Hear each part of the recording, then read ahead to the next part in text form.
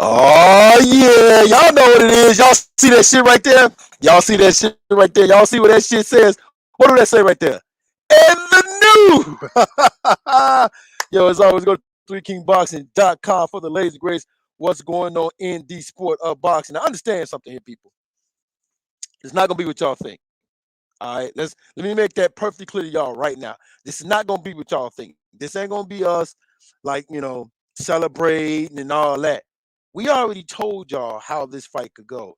We've been telling y'all how bad of a motherfucker Usyk was. Y'all remember the last show I said, man, I can see Usyk winning and then possibly giving this motherfucker to Anthony Joshua or making it a draw, right? But masterclass, that fight was top level, elite level fucking fighting. That's what boxing needed. But I do want to point something. I want to point out a few things because there's gonna be some Wilder fans that's gonna want to call Usyk, call Joshua trash and all of that shit and talk all kind of shit, right? At the end of the day, we're gonna address all of that shit. But let's start off with the fight. All right. And I wait on my man Prodigy to get in the building. Probably, of course, he gonna be in. And when he get in, when Prodigy get in, it's gonna be all kind of shit. He gonna talk, right? All kind of shit. He gonna talk when he get in this motherfucker. But so let's look at the fight. What did Anthony Joshua do wrong?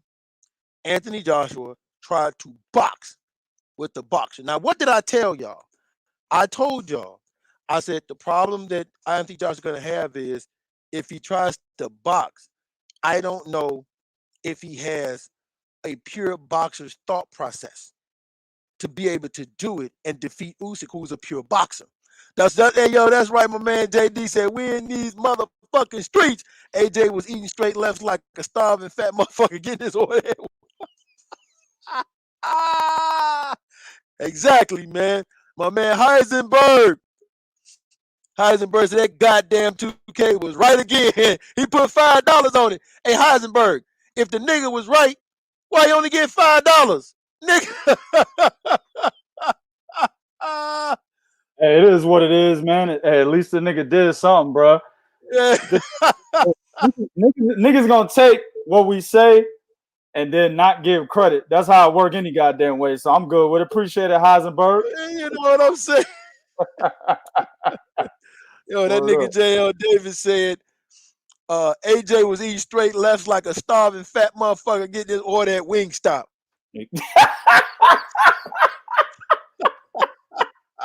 Yo, that nigga got JL Davis got some serious punchlines, man. I like that. I want a clowning session. That nigga on my team, bro. No shit. Yeah, you know what? Real talk. Yeah. Yeah. What you talk about so far, man? I apologize, man. This shit fucking up for me, bro. These last two shows. So what'd you talk about already? The only thing I said was, of course, I told when you get back on, it's gonna be mad shit, gonna be talk. But I definitely talked about. We're gonna talk about where AJ went wrong, what we told you he needed to do to win, and I said, I made it very clear that all of you Wilder cats that want to say AJ is shit, we're gonna have something for y'all. Stick around. Oh yeah, absolutely, man. We got something for y'all. Let's see who in the building. Of course, my man Heisenberg is in the building. My nigga Chris M is in the building, hating on the motherfucker as usual. He said, nah, Heisenberg only seems that way. Talking about 2K is right again, because 2K only comes on here when he right. Get the fuck out of here. Are you kidding me? Well, shit, to be honest with you, ain't that the only time niggas do show up? Hey, a lot of them other YouTube, well, I say other, a lot of them YouTube niggas, because I don't consider myself a YouTube nigga, right? We barely on this motherfucker. A lot of them YouTube motherfuckers, yeah, they show up when they right. But if they getting dogged and shit, what happens? They end up blocking motherfuckers. Cats that disagree with them have a secondary opinion and block them and shit. We don't do that here. We only block you if you talking that bullshit. That's the only time we block you, man. You know what I'm saying? But who else in the building, man? Amina K, the artiste, is in the building. Jason Bird is in the building. Jordan Ciapini, Thor Matalusi, I hope I got that shit right, is in the building. My dog J.L. Davis is in the building. Julio Ortega is in the building, and they knew what the deal was because we talked about this yesterday, man. Yup. Now, I'm not going Oh. to listen. I'm not going to take full credit. You know what I'm saying? Because my prediction. Let me tell you what my prediction was, though, bro. Remember, I said AJ 7-5, right? Okay. And it will be one of them close majority split decisions, or possibly a close unanimous decision, only because what AJ was doing in the second half of the fight, right? Mm-hmm. I thought he was going to employ that in the first half of the fight. He's yo, it's something about that nigga that they don't like my man. I don't know what it is. They do not like my man, for some odd reason. For some odd reason, man, they be fucking with my man. They don't like me today, man. What I was saying was, they don't like me today, man. What I was saying was basically he was gonna employ what he did in the second half of this fight, which I saw in the first half, and gobble up majority of the first half of the rounds. You know what I'm saying? Julio said, if anything, Bo was right. Bo was right on his one thing that he said at the end, right? He said this fight could possibly be a draw, right? If basically because Usyk is fighting the machine. He said, Bo, I thought Bo would be right in that aspect. But when we broke down the fight, both of us were correct. Go back and listen, Julio. We broke down the fight and told you exactly what AJ needed to do to win and told you exactly what Usyk needed to do to win, right? The only difference between me and Bo was when Bo said it could possibly be a draw, right? Because Usyk is fighting against the machine. And that's not what actually happened. Usyk was fighting against the machine and beat the shit out this motherfucker. And yo, the judges, I know one of them had it 116, 112. That was our scorecard, right? You sure did. Me and Usyk had it 116, 112 for Usyk. One of the judges, maybe even two of the judges, I can't remember the scorecards, but I know they did read 116, 112 at least once. You see what I'm saying? Mm-hmm. So with that shit happening right there, even though he was fighting against the machine, he still got the decision, right? Now, what we told you guys, and I'm going to let Bo break this fight down. I'm going to do a recap of the previous video that we did. What we told you guys was that AJ needed to establish the jab, keep the fight in the middle of the ring, right? And follow up with that straight right hand. That's what he needed to do. You see what I'm saying? That's what he needed to do. He needed to use that jab in the middle of the ring, follow with that straight right hand, rinse and repeat. The first, 4 rounds of this fight, he barely AJ didn't do that shit. Again, Chris, go back and listen to the video. I don't know what y'all niggas are listening to, man. Y'all motherfuckers got hearing. Y'all need some hearing aids. Bo, hey, Bo, order some hearing aids for Chris and Julio.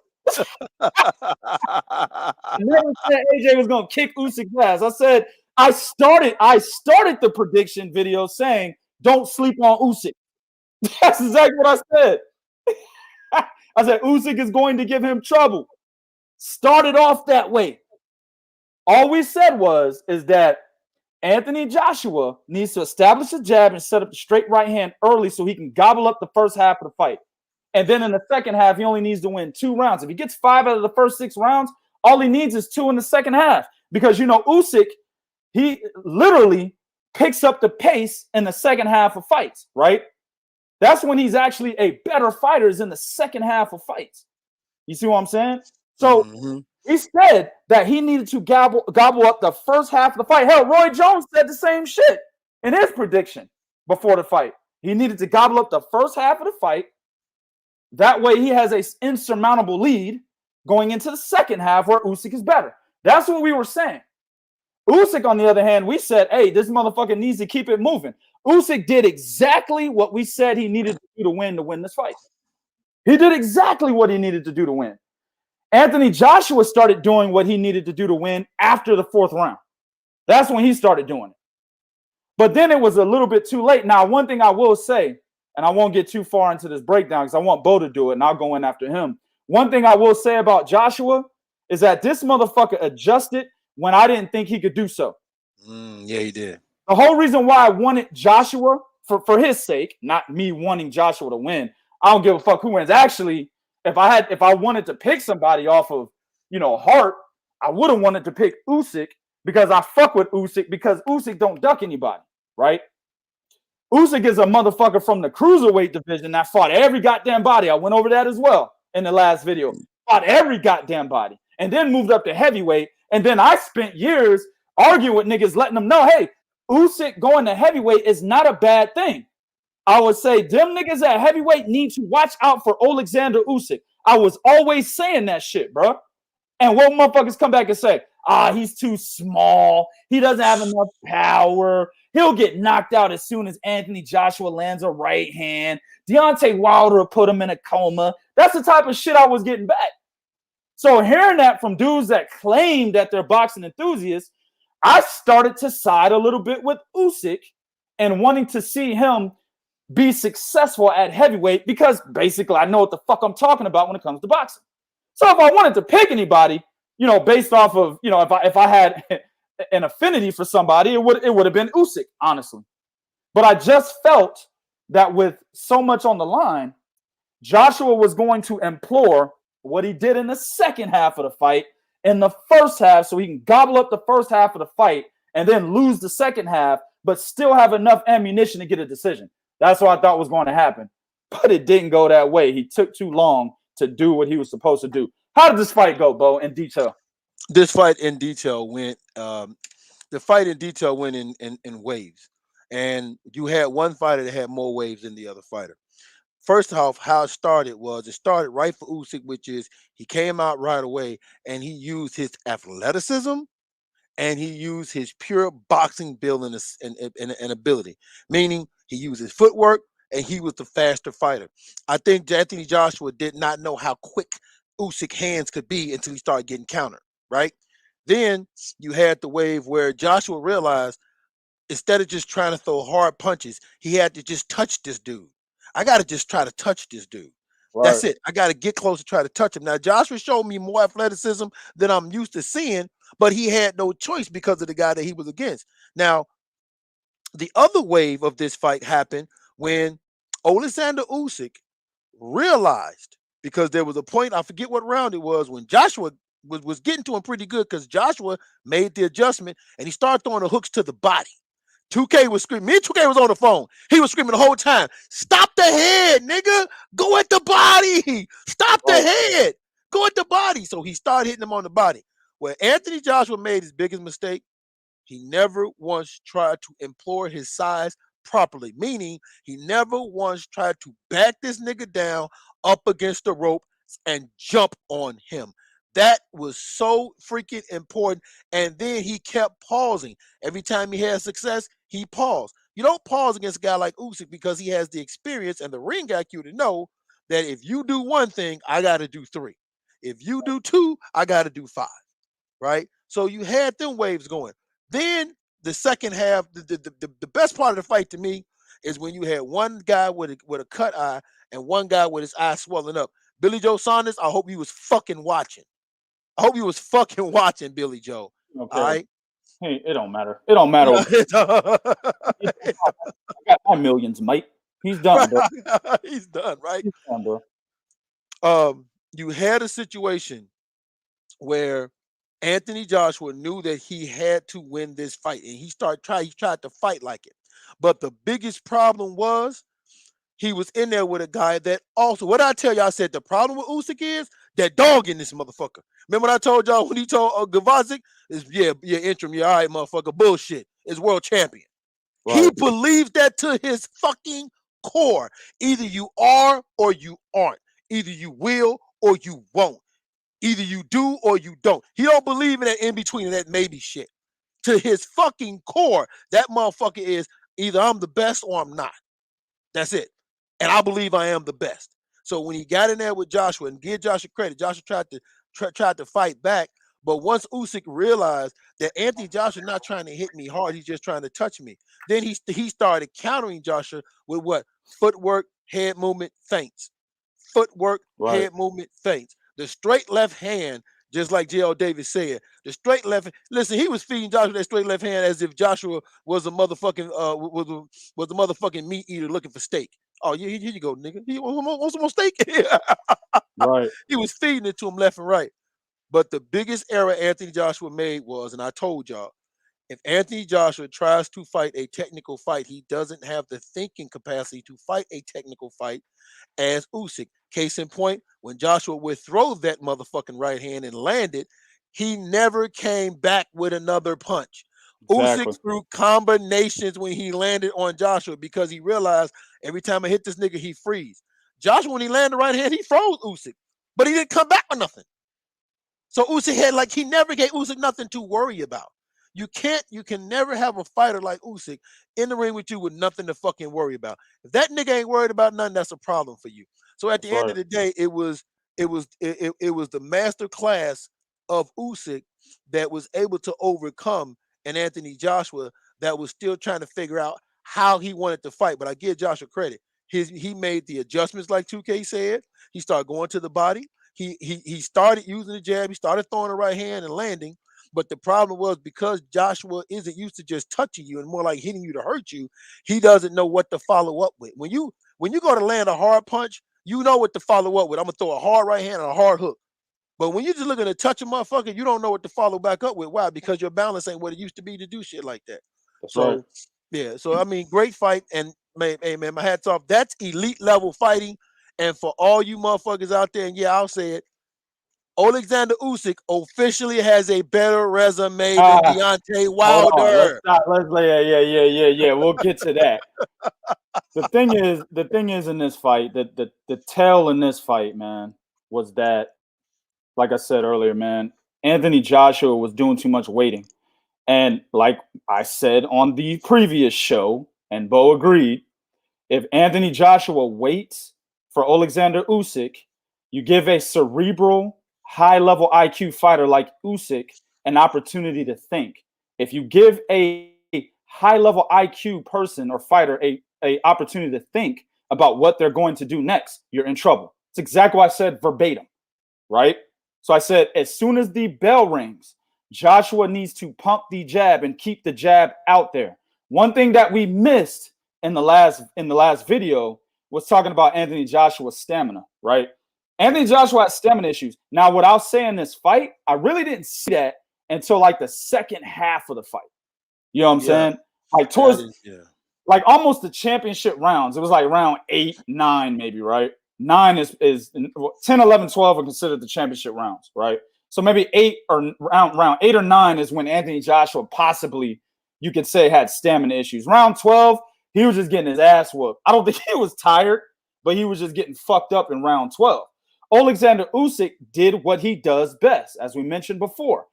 In that second half of that fight, that motherfucker knows how to flip a switch, right? He's a slow starter. Watch the Tony Bellew fight. He's a slow starter, but when he picks up the pace and turns on that switch, he dominates. That's exactly what happened in the Tony Bellew fight. That's exactly what happened in the Derek Chisora fight. That's exactly what happened in the Mars Braves fight. You see what I'm saying? That's what happened in the fucking Michael Hunter fight. One fight. Each one of those fights I just mentioned, Oleksandr Usyk started off slow and then picked it up in the second half of the fight. That's how he fights. So that first half with Joshua starting off slow, it was almost done from there. On my scorecard, it was 4-0, bro, until Joshua got a first round. That was something that we specifically said on the last show he cannot do, right? And he did it. That was the problem. Waiting too much, right? And when he's waiting too much, Usyk's like, oh, okay, I can move my head, get herky-jerky with my upper body movement, throw feints, and he'll be scared to jab. When he's scared to jab, he's too slow to time my straight left hand, so let me throw that down the pipe. Bang! That's what you saw for 4 straight rounds. Straight left hand, down the pipe. Easy money. 4 straight rounds. That's what you saw, right? Usyk was also applying those angles. We also specifically said, for you niggas out there that need hearing aids, Chris, Julio, right? We specifically said in the last video that if Usyk is standing directly in front of him, right, this fight was fixed. Why did we say that? Because Usyk, as shown in the fight, never stays in front of a motherfucker, bro. No, he Right? doesn't. He did do it against Mars Bradis. He did do it against Michael Hunter, right? He did not do it against Murat Gassiev, which was the fight right after Mars Bradis, and he partially did it against Derek Chisora. But one thing we did mention was that in those fights, when he did it, it's more so him fighting down to his competition. No, it wasn't fixed. No, Jesus Christ, bro. Hearing Nate for this nigga too. Didn't say this fight was fixed. Listen, I said if Usyk stands in front of Joshua for the whole fight, then you can say it was fixed. Listen, nigga. No, this fight wasn't fixed because Usyk did what he was supposed to do. Stupid motherfuckers, man. So at the end of the day, right, he's fought like that before, but it's him fighting down to his competition with them having the opportunity to say, you know what? I can beat these motherfuckers. I don't have to work as hard than I normally do. You good, man? Understand this is the barbershop West Coast shots. We're going to talk a lot of shit, but don't take it to the head. You good, bro. Don't take it to the head. For real. But against Murat Gassiev, he said, hey, look what Gassiev did against Dorticos, right? Look what he did against Dorticos. I can't stand in front of this guy. You see what I'm saying? So I got to move. And the way he was moving against Murat Gassiev is the same way he was moving against Anthony Joshua. Yep. The same way, right?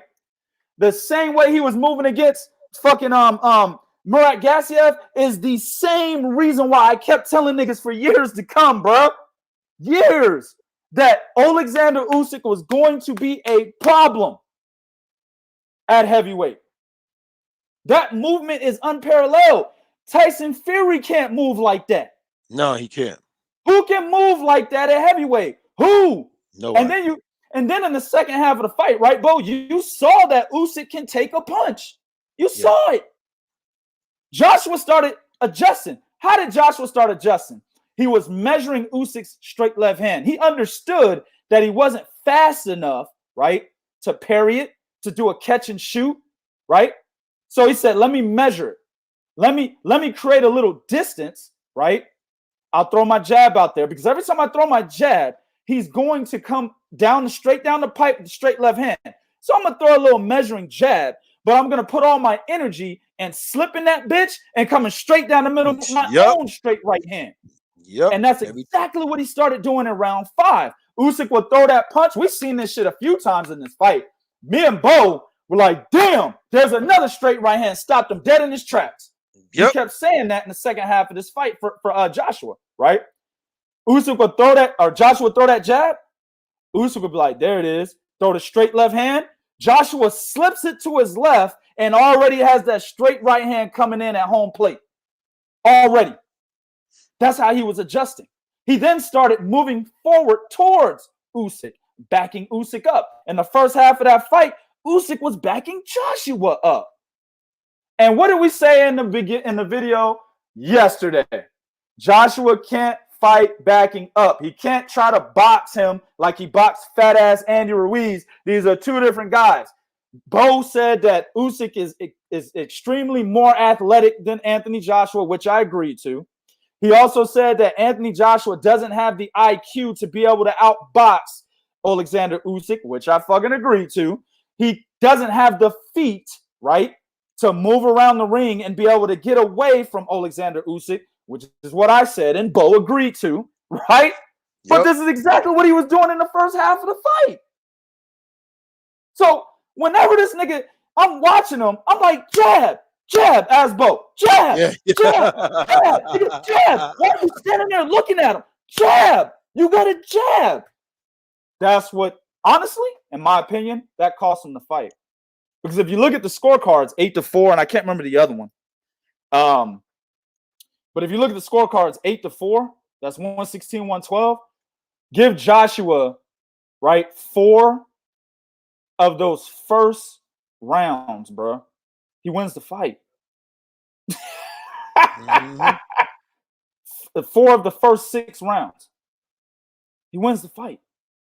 It's exactly what we said he needed to do. And he didn't do it, man.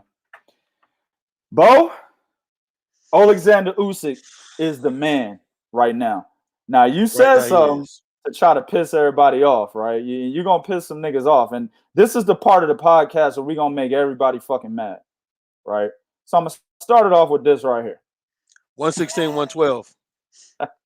Our scorecard was 116, 112. Two judges had it like that, and one judge had it 115, 113, J-Mar. Yep. Oh, shit. Yep. I'm going to start it off with that right there. Piss everybody off. Oleksandr Usyk, if you guys remember, if you went to the 3kingsboxing.com website, and right there on the page, on the front page, and if you're on your phone, just scroll down. We had Usyk at number 6, and we had Joshua at number 8, right? After this win, Usyk has jumped up to number 2. Joshua ain't even in the motherfucking list. He lost, right? He done, right? He's already at 8. He's done. He's probably at number 12 or something like that if I had to think about it, right? But Usyk is at number 2.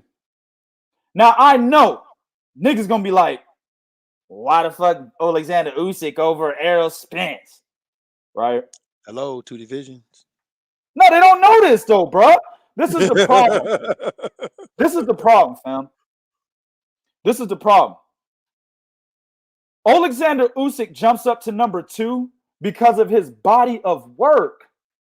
That's what you guys got to understand. And this is why I tell people, if you're going to be a boxing enthusiast, right? And this isn't for people who come to the show, you know what I'm saying, to learn things, right? You know, if you come to the show and you watch boxing, you love to watch boxing, but you just don't know as much as, some other people that like to talk about the sport, such as Bo and myself, there's nothing wrong with that. And if you question, hey, why is he at number 2? And nothing wrong with that, right? We're always going to defend, what we say, our opinions. Always going to defend them. We'll defend them with factual evidence every single time. You're in the right place. I'll give you a dissertation of why he's at number 2. But the ones that claim to be boxing enthusiasts that know, what boxing is really all about, they know all 17 divisions, or they claim to know all 17 divisions. Those that think they are boxing enthusiasts that don't understand Oleksandr Usyk's body of work, I question your fucking boxing knowledge. Usyk hasn't even had 20 fights yet. Bo, I was on Instagram earlier today, right? And I saw that nigga Edgar Berlanga. Y'all know I can't stand that motherfucker, right? Yeah. 16-0, right? 16 knockouts, something stupid like that, right? He posts a video of him knocking out all these bum niggas that I probably already beat at some point. You know what I'm saying? Bum niggas that I already beat, right? And he's like, yeah, I'm a monster, yeah. You know what I'm saying? Nobody fuck with the Berlanga, nigga. And then, of course, all these motherfucking fag-ass fans of Edgar Berlanga, man, you a monster, man. Man, I suck your dick, right? Basically, that's what I read in the comments section. That's what it translated to me. So I'm like, what the fuck has Edgar Berlanga done? Right? 16-0. One of the comments was the only real comment in there out of hundreds. Dude said, yeah, I like you and shit. You got nice power, but when you gonna fight some step-up competition? He said, when you gonna fight some real competition? Dude immediately jumped in there. Oh, nigga, you want the nigga to go against the big dogs already? And dude was like, bro, I didn't say he had to go against the cream of the crop. I just said, when is he gonna step up his competition? And dude follows up and says, man, I expect a motherfucker to be 20-0 before he steps up his competition. That's why you shouldn't let 2K see shit, bro. Let's see when Oleksandr Usyk stepped up his competition. Let's see. 1, 2, 3, 4, 5, 6, 7, 8, 9. Oh, shit. He stepped up his competition, really, at his 7th fight. But Oleksandr Usyk was already fighting for a fucking title in his 9th pro fight. He fought Krzysztof Glowacki and whooped his motherfucking ass at 8-0. You want to know what Glowacki was? 26-0. Whooped his motherfucking ass and took his belt. But it didn't stop there. Fight number 10 beats the shit out of the Bisu Machino. If you don't know who he is the WBC #1 contender right now. Right now. That means when Usyk whooped his ass 5 years ago, Machino didn't actually get worse. He actually got better, right? Yeah. So that makes him look good. His 11th pro fight, he beats Michael Hunter. Well, where's Michael Hunter right now? Michael Hunter is a top 10 heavyweight, I believe, in all 4 sanctioned bodies, bro. Yes, he is. I believe he's ranked in the top 10 in all 4 sanctioned bodies. And one of them got the nigga like in the top 3. Yeah, WBA, I believe. I got to look again. I don't remember, right? But Michael Hunter was 12-0. Usyk was 11-0. Granted, Michael Hunter was literally coming off like a 240-something day layoff, but that's his fucking fault. You know what I'm saying? He was still a 12-0 fighter. Usyk beat him. And then after the loss, he went on to become one of the top heavyweights that's ranked right now. Right? Yep. Let's keep it moving. His 12th pro fight, he beats a former champion in Marco Huck. I mean, for kicks. How many times has Marco Huck been champion, right? Because he had them fights with Steve Cunningham and shit and Krzysztof Glowacki. Just for kicks. How many times has Marco Huck been a fucking champion, bro? Hold, please, as I pull up that information. One time, WBO champion, one time. Okay. But Marco Huck has fought a who's who, right? At cruiserweight, Fred Arslan, Glowacki, as I mentioned, Ola Afalabi, right? Shit, Hugo Hernan Garay when he was actually one of the top cruiserweights. Denis Lebedev. I can keep going. Hell, nigga even moved up to heavyweight and fought Alexander Povetkin. So Marco Huck wasn't just some chump that they put in the ring with Oleksandr Usyk in his 12th pro fight. Mind you, and I believe. Go ahead. I would say, if I'm not mistaken, Marco Huck was on his way to breaking a record when he lost to Glowacki. Right. Title defenses, right? Yep. He was on his way to breaking a record title defense when he lost to Glowacki. And that was the first round of the WBSS, by the way, Marco Huck. That's when shit got real. Fight 12. You know what I'm saying? Then fight 13 was Mars Bradis. Fight 14 was Murat Gassiev. Fight 15 was Tony Bellew. You know what I'm saying? What the fuck? This is a fucking gauntlet in less than 15 fights, people. And you got niggas saying, really, go to Edgar Berlanga's fucking IG and you'll see it. The video of him knocking out bum-ass niggas, right? School teachers, taxi cab drivers, mechanics, niggas that work at motherfucking Kroger's, nigga. He's knocking them out. Home Depot, fucking forklift drivers and shit. He's knocking them out. And you got niggas talking about, you know what I'm saying? We want to see, you know what I'm saying? Mr. Edgar Berlanga stepping up at 20 fights. But you got Usyk stepping it up in a world title fight in his 8th pro fight. Get this nigga the fuck out of here. That's why Usyk deserves to be number 2. You're talking about an undisputed champion at 14 fights? And a fucking 2 division champion, 1 undisputed, then it was fucking unified at heavyweight in a division where people didn't give him a chance. Nobody gave him a chance. Nobody gave dude a chance except real boxing enthusiasts. Right? Yep. You telling me he don't deserve number 2? Well, Heisenberg makes a very good point. All of those was away too.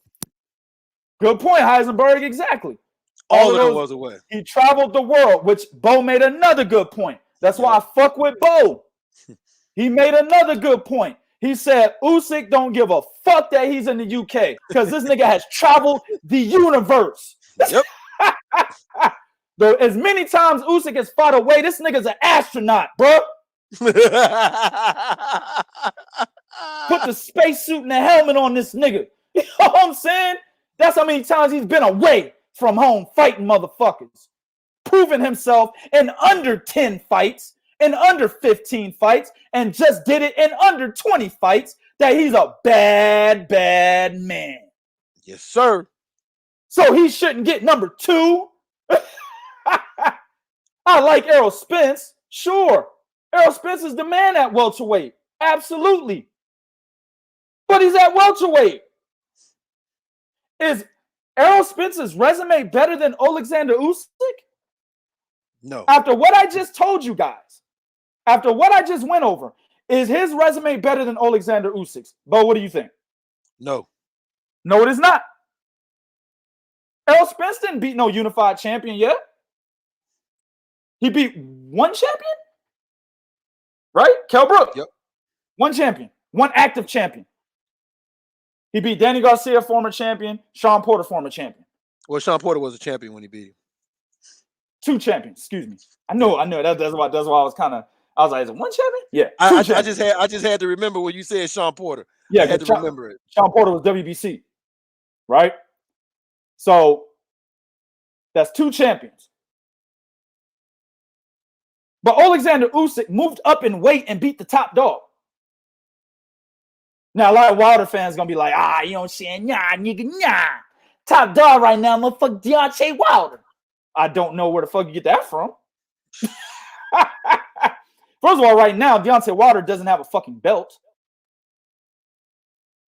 Number 2, Deontay Wilder's 10 title reign is probably the worst that I've seen in boxing today. It is the worst. Jerwin and Kajas, I think, has 10 title defenses or 9 or something like that, right? Yeah. For you dumb niggas that don't know because you don't watch boxing, IBF champion at 115 pounds. He has like 9 or 10 title defenses. Him and Deontay Wilder, their resumes similar. I might give the edge to Jerwin and Kajas if I really looked at it. You see what I'm saying? And Jerwin and Kajas himself too is a motherfucker that hasn't fought nobody yet. Jamie Conlon and shit. Nigga didn't even fight the better Conlon brother. No, he didn't. Yeah. He really did. Right. But fucking Anthony, but Deontay Wilder was fighting Arthur Spilka. A nigga that No. He was struggling. Fuck fighting. Yeah. He was struggling. Yeah. With Arthur Spilka. He had a draw with a dude that should have lost twice to a bum journeyman by the name of Mike Mallow. Niggas don't know who that is. Go look him up. Should have lost twice to a bum journeyman by the name of Mike Mallow.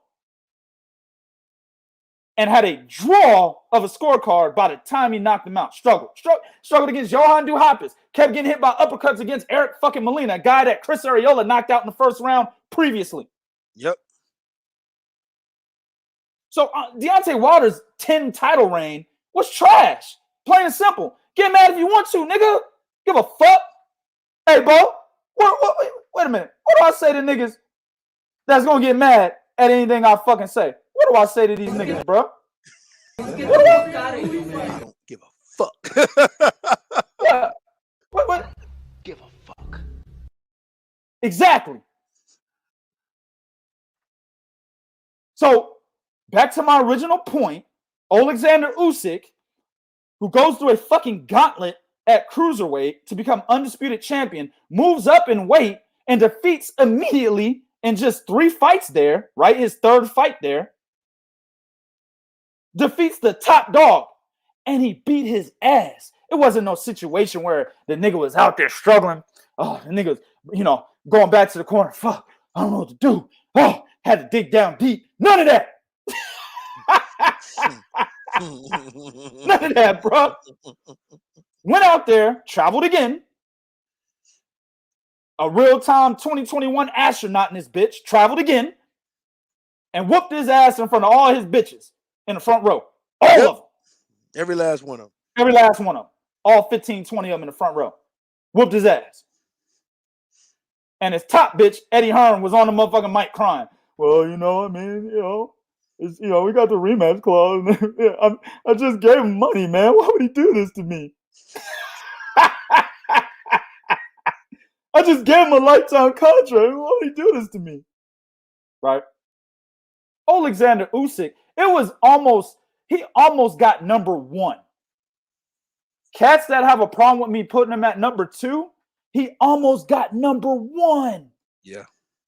The only reason why Canelo Alvarez is still over Oleksandr Usyk is because of Alvarez's body of work. Man, I hate giving Alvarez the credit that I'm about to give him, but I gotta be objective, right? That's what this shit is all about. Objectivity. That's what separates Three Kings Boxing from anybody else that y'all niggas listen to. Objectivity. We not getting paid. I was a nigga that said he should be over Canelo. Yeah, Bo actually said he should be over Canelo. Yeah, get mad at Bo. Yep. Get mad at me if Right. you won't. I say he should be over the nigga. Right. Objectivity is what we do here, bro. All the motherfuckers out there that y'all listen to, you know what I'm saying? They got their hearts in the fighters and shit. Not in the sport. They got their heart in these fighters, man. Yeah, they do. Really out here, bro. Really out here. Fighting other niggas for these fighters that they've never even met.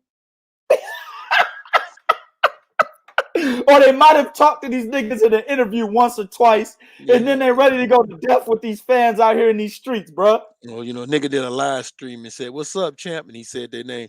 What up, player? Ah! He spoke to me.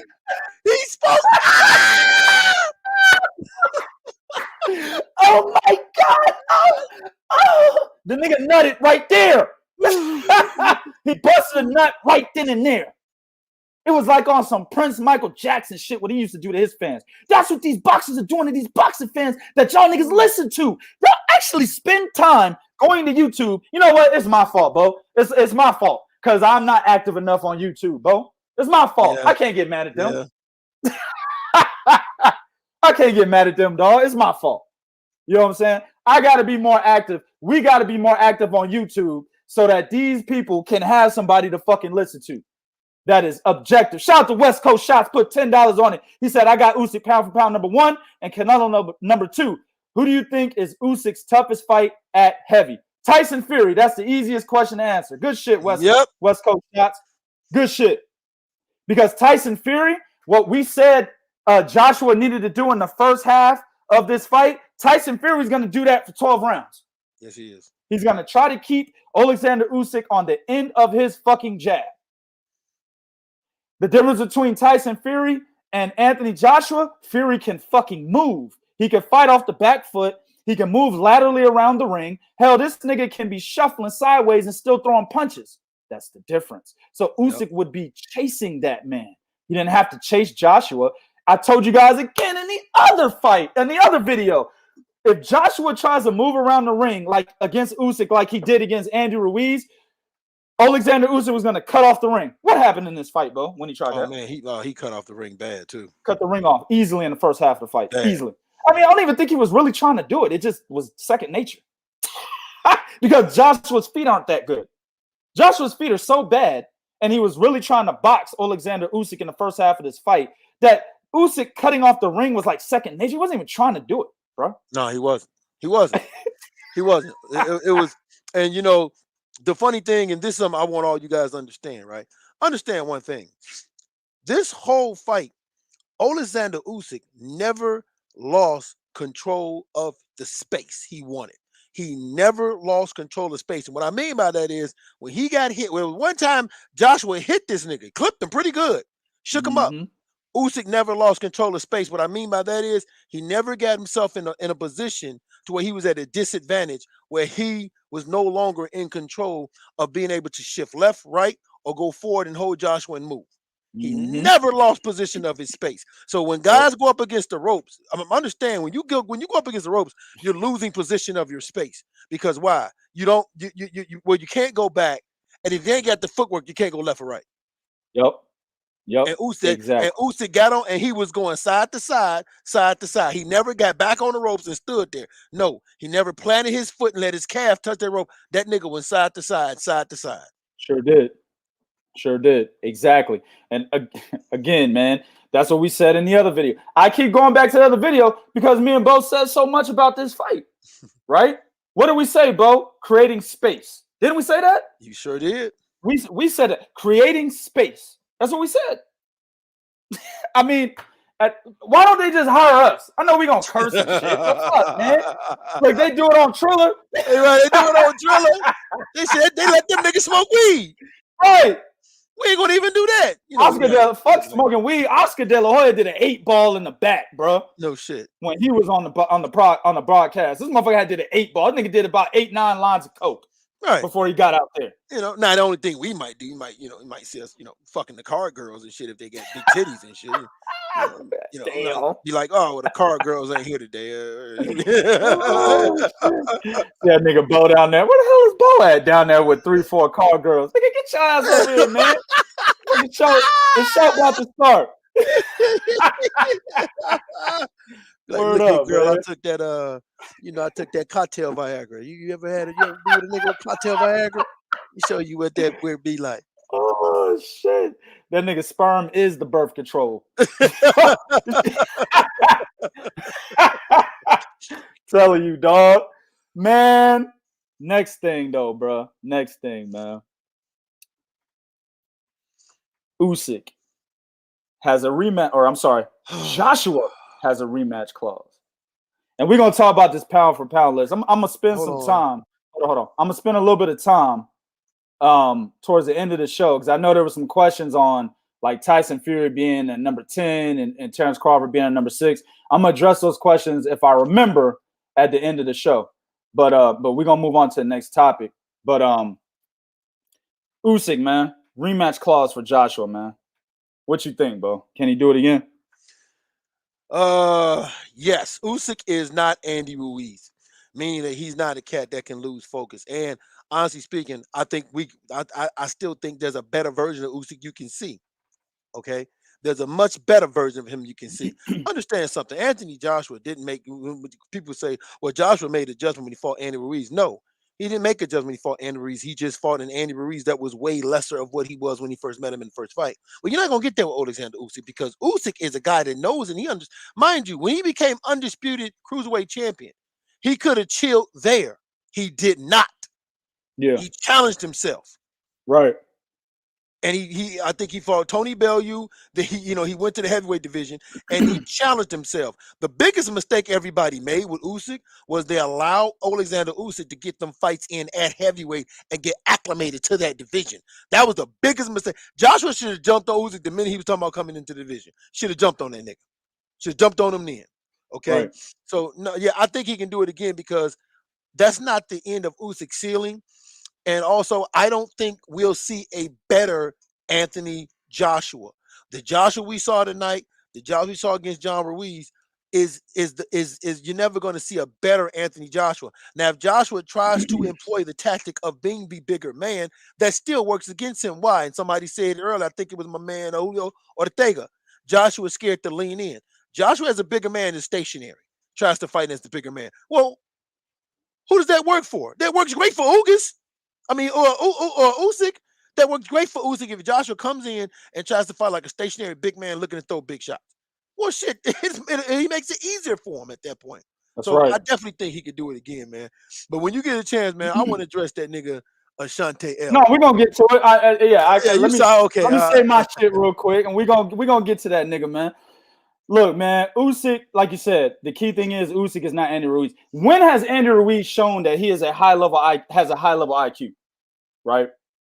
Y'all know tacos have a higher IQ than Andy Ruiz. Why? Because they keep look, man, they keep persuading that nigga to eat them. This motherfucker became unified champion and couldn't be smart enough to stay away from the food. This nigga showed up at the weigh-in in the goddamn rematch, 285, bro. 285, nigga. So Andy Ruiz with Eddie Reynoso struggled against Chris Arreola. He sure did. I don't care that he was out. It's Chris Arreola. Right? Yeah. So Andy Ruiz has never shown that he had a high-level IQ. Oleksandr Usyk is quite possibly top 3 smartest fighters in boxing today. Quite possibly. The names that you were put in there, right? Terrence Crawford, Kazuto Ioka, right? Ooh. Oleksandr Usyk, right? Naoya Inoue, Errol Spence, Canelo. Those are the names you were put in there. And just mix them up and come up with a top 5 or 6. You know what I'm saying? Usyk's in there. He has to be when it comes to ring IQ, right? Right. So a guy, here's the saying. When you have to rematch a fighter with a high level skill set and a high level ring IQ, you cannot come in there with the same game plan. You can't. You got to mix it up, right? But the way Anthony Joshua fought tonight, the way he fought in the early half when he tried to fight, Oleksandr Usyk, how he fought Andy Ruiz in the rematch, and then how he fought pretty much like, I could say, Joseph Parker. How he fought Joseph Parker. How he fought Kubrat Pulev. Mm-hmm. That's a better This actually example. is. Yeah. He fought Kubrat Pulev. That's how he fought Usyk in the second half of the fight, right? So those are the two ways that you're going to see Joshua fighting. And check this out. Usyk has already seen this. When you're fighting a cerebral fighter that has a high-level IQ, and you've already shown him what you can do, you got to give him something else that he hasn't seen, or else you lose the rematch.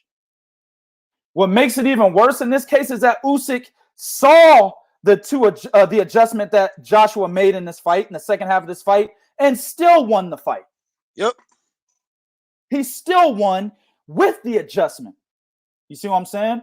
So that means in the fucking rematch, if Joshua comes in the same way that we know Joshua fights, he might lose even worse. Might be a 119, 109, 117, 111, 118, 110 type of shit, nigga. Ooh. But that's the key. Right now, Usyk is the unified heavyweight champion. He's the top dog at heavyweight. And this is going to go into Asante L's comment earlier. Yes! It's going to go into that. And I'm going to put it up here. Is that it right there? That's what you're looking at? He just made another comment. No, we good. We're going to get this one. We're going to get the next one. But this goes into that. You know what I'm saying? Usyk is the top dog in the division. Joshua has the best resume at heavyweight. Yes, B-level, C-level, D-level. Hell, Joshua could be an F-level fighter, which basically doesn't make sense if he has the best resume at heavyweight, but fuck it, whatever. B-level, C-level, D-level, E-level, F-level, G-level, H, I, J, K. Whatever the fuck letter you want to get us, nigga. He's got the best resume at heavyweight. And Usyk defeated that man, and he had 3 of the 4 major sanctioning bodies wrapped around his waist and shoulders. Nigga got so many belts, can't put them all on his motherfucking waist, nigga. Nigga got belts on his ankles, wrists, shoulders, forehead, nigga. You know what I'm saying? How many Wilder got? 0. Well, hold on. Even if you want to say that he had 1, okay. So Wilder had 1. How many? All right, man. All right. Doesn't matter. See, this shit. We ain't done. I don't go into that yet. It doesn't matter what Wilder had. It's what he got now. He got 0. none. Right? So Usyk beat the top dog in the division. It's not Tyson Fury. Usyk has a better resume than Tyson Fury. We're not getting into that lineal championship bullshit because I don't believe the lineal championship even exists. It doesn't even follow its fucking definition. Lineage, that means that you can track the champions all the way down, right? Right. Well, when niggas are the lineal champion and they retire, what happens? It resets. Well, then that means you can't track it back to where it started. Nope. So it doesn't even follow its own definition. So I ain't even talking that lineal shit. We're talking who is the man in the division, resume-wise, and who's got the belts. It's Usyk. Yep. Right now. Before it was Anthony Joshua, you're right. Yeah, because he took it off of who? Anthony Joshua. Exactly. Now, Bo, go get him, dog. All right, so you said, why is Usyk getting all this hype? Well, first of all, he's getting all this hype because he's a former undisputed cruiserweight champion who beat all of the fucking champions. He went through a tournament where he had to fight one champion, fight another champion, then he fought one guy that had 2 belts to win the whole fucking tournament. Right? So he didn't just stumble his way into that. No, he fought his way, fought all the top dudes of the division, and became an undisputed champion, right? Then he goes to heavyweight, where he beat the dude with the best resume. Now, the Anthony Joshua resume, B-level, whatever you want to say about him being, whatever it's a B-level, right? He beat Joseph Parker. Joseph Parker was what? He was a champion, okay? He beat Charles Martin. Charles Martin was what? An undefeated champion. Oh, Joseph Parker Charles Martin, undefeated champions. Okay, bet. Then he fought Vladimir Klitschko. Now, Vladimir Klitschko is better than anybody on Deontay Wilder's thought about fucking resume. He's better than anybody on Deontay Wilder's dream resume. And before you said, no, Tyson Fury beat Vladimir, but Deontay Wilder did not beat Tyson Fury. He got a draw. A draw does not mean you won. So it does not count as a victory. All right. So he beats Vladimir Klitschko. Now, if you want to say, hey, he lose to Andy Ruiz, but then he rematched Andy Ruiz and then beat him and became a 2-time unified fucking champion. Asante, listen, I don't know who the fuck Bruce Vane is, and I don't give a fuck because he's a YouTuber. We're not YouTubers. We own a website, nigga, .com. Yeah, we know this motherfucking sport. Excuse me, sir. Ortiz turned down the Joshua fight. Sure when did. When they offered him to fight him, he turned the fight down. So Ortiz is disqualified. Tyson Fury at that time, when Josh was coming up, the nigga was off smoking coke and depressed. He only got brought back because Wilder brought him back. Let's keep it real about this. Wilder did not beat Fury. Where? Show me where Wilder beat Fury, because Fury, by his L column, there's a 0 right there by his L column. Exactly. See, hold on. But that's the problem. That's why I didn't want you arguing with this nigga. Motherfuckers take the if, right? Right. If Wilder would have been given the decision, or not even the decision, the knockout, like he should have, because I feel like he knocked Fury out in that 9th round. If he would have been gotten a KO, he beat Tyson Fury. See, that's the difference between a nigga that's subjective and a team of niggas that's objective. That is the fucking difference. You see what I'm saying? We're looking at facts. We're looking at what do the record books say? What actually happened, right? Whether you think Deontay Wilder beat Tyson Fury by knockout, or whether you think Tyson Fury beat Deontay Wilder by decision and should have been given the decision. At the end of the day, the fight was ruled a fucking draw. So he did not beat Deontay Wilder, and Tyson Fury did not. I'm sorry, Wilder did not beat Fury, and Fury did not beat Wilder in that first fight. It didn't happen. Okay? The second fight was the one that separates who actually fucking won. The second fight actually separates who should have won that's why there was a rematch. Okay, the first fight was a draw. You got 1 million motherfuckers saying Deontay Wilder should have won by knockout. You got another 1 million saying Tyson Fury should have been given the decision. Okay, let's have a rematch and see who the fuck won the fight. Nobody pays us, nigga. This is our business. Nah, he's a fake ass black revolutionary nigga. Let me tell you something, motherfucker. My business is all black, bitch. What do you own, nigga? I have an all black business where I took niggas from the streets and turned them into fucking boxing journalists. Bitch, what do you own, nigga? Nothing. So sit your punk ass down somewhere and fucking listen, nigga. Tyson Fury and Deontay Wilder fucking fought, and Fury knocked this nigga the fuck out. Now I'm supposed to say Fury cheated? Look at the glove gate. I ain't looking at shit.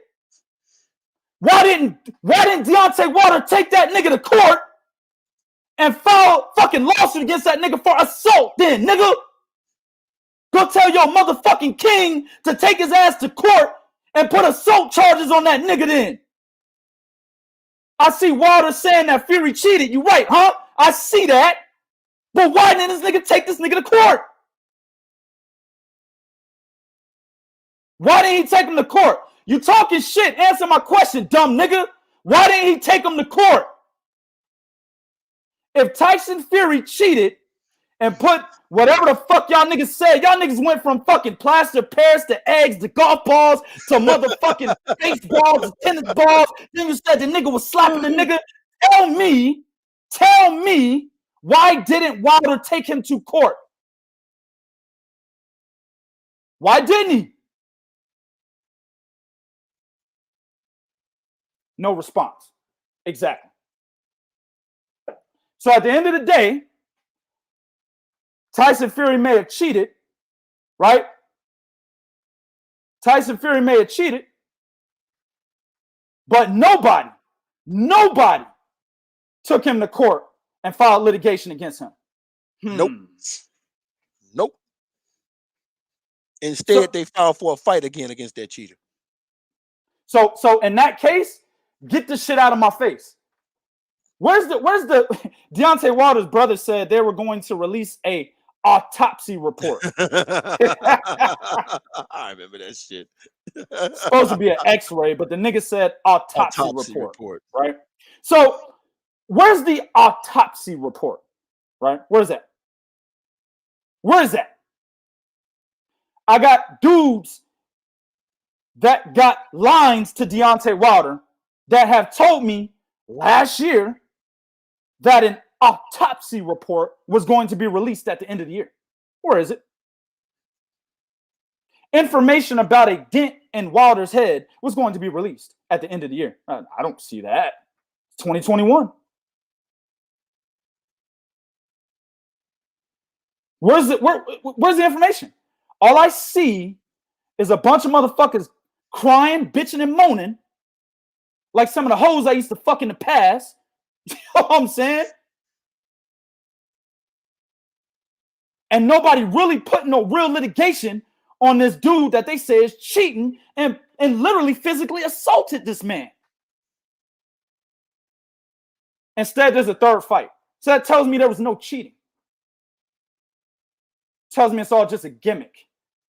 That's what that shit tells me. Get mad if you want to. Say what you want to. Guaranteed you won't say it to my face because I'll break your motherfucking jaw.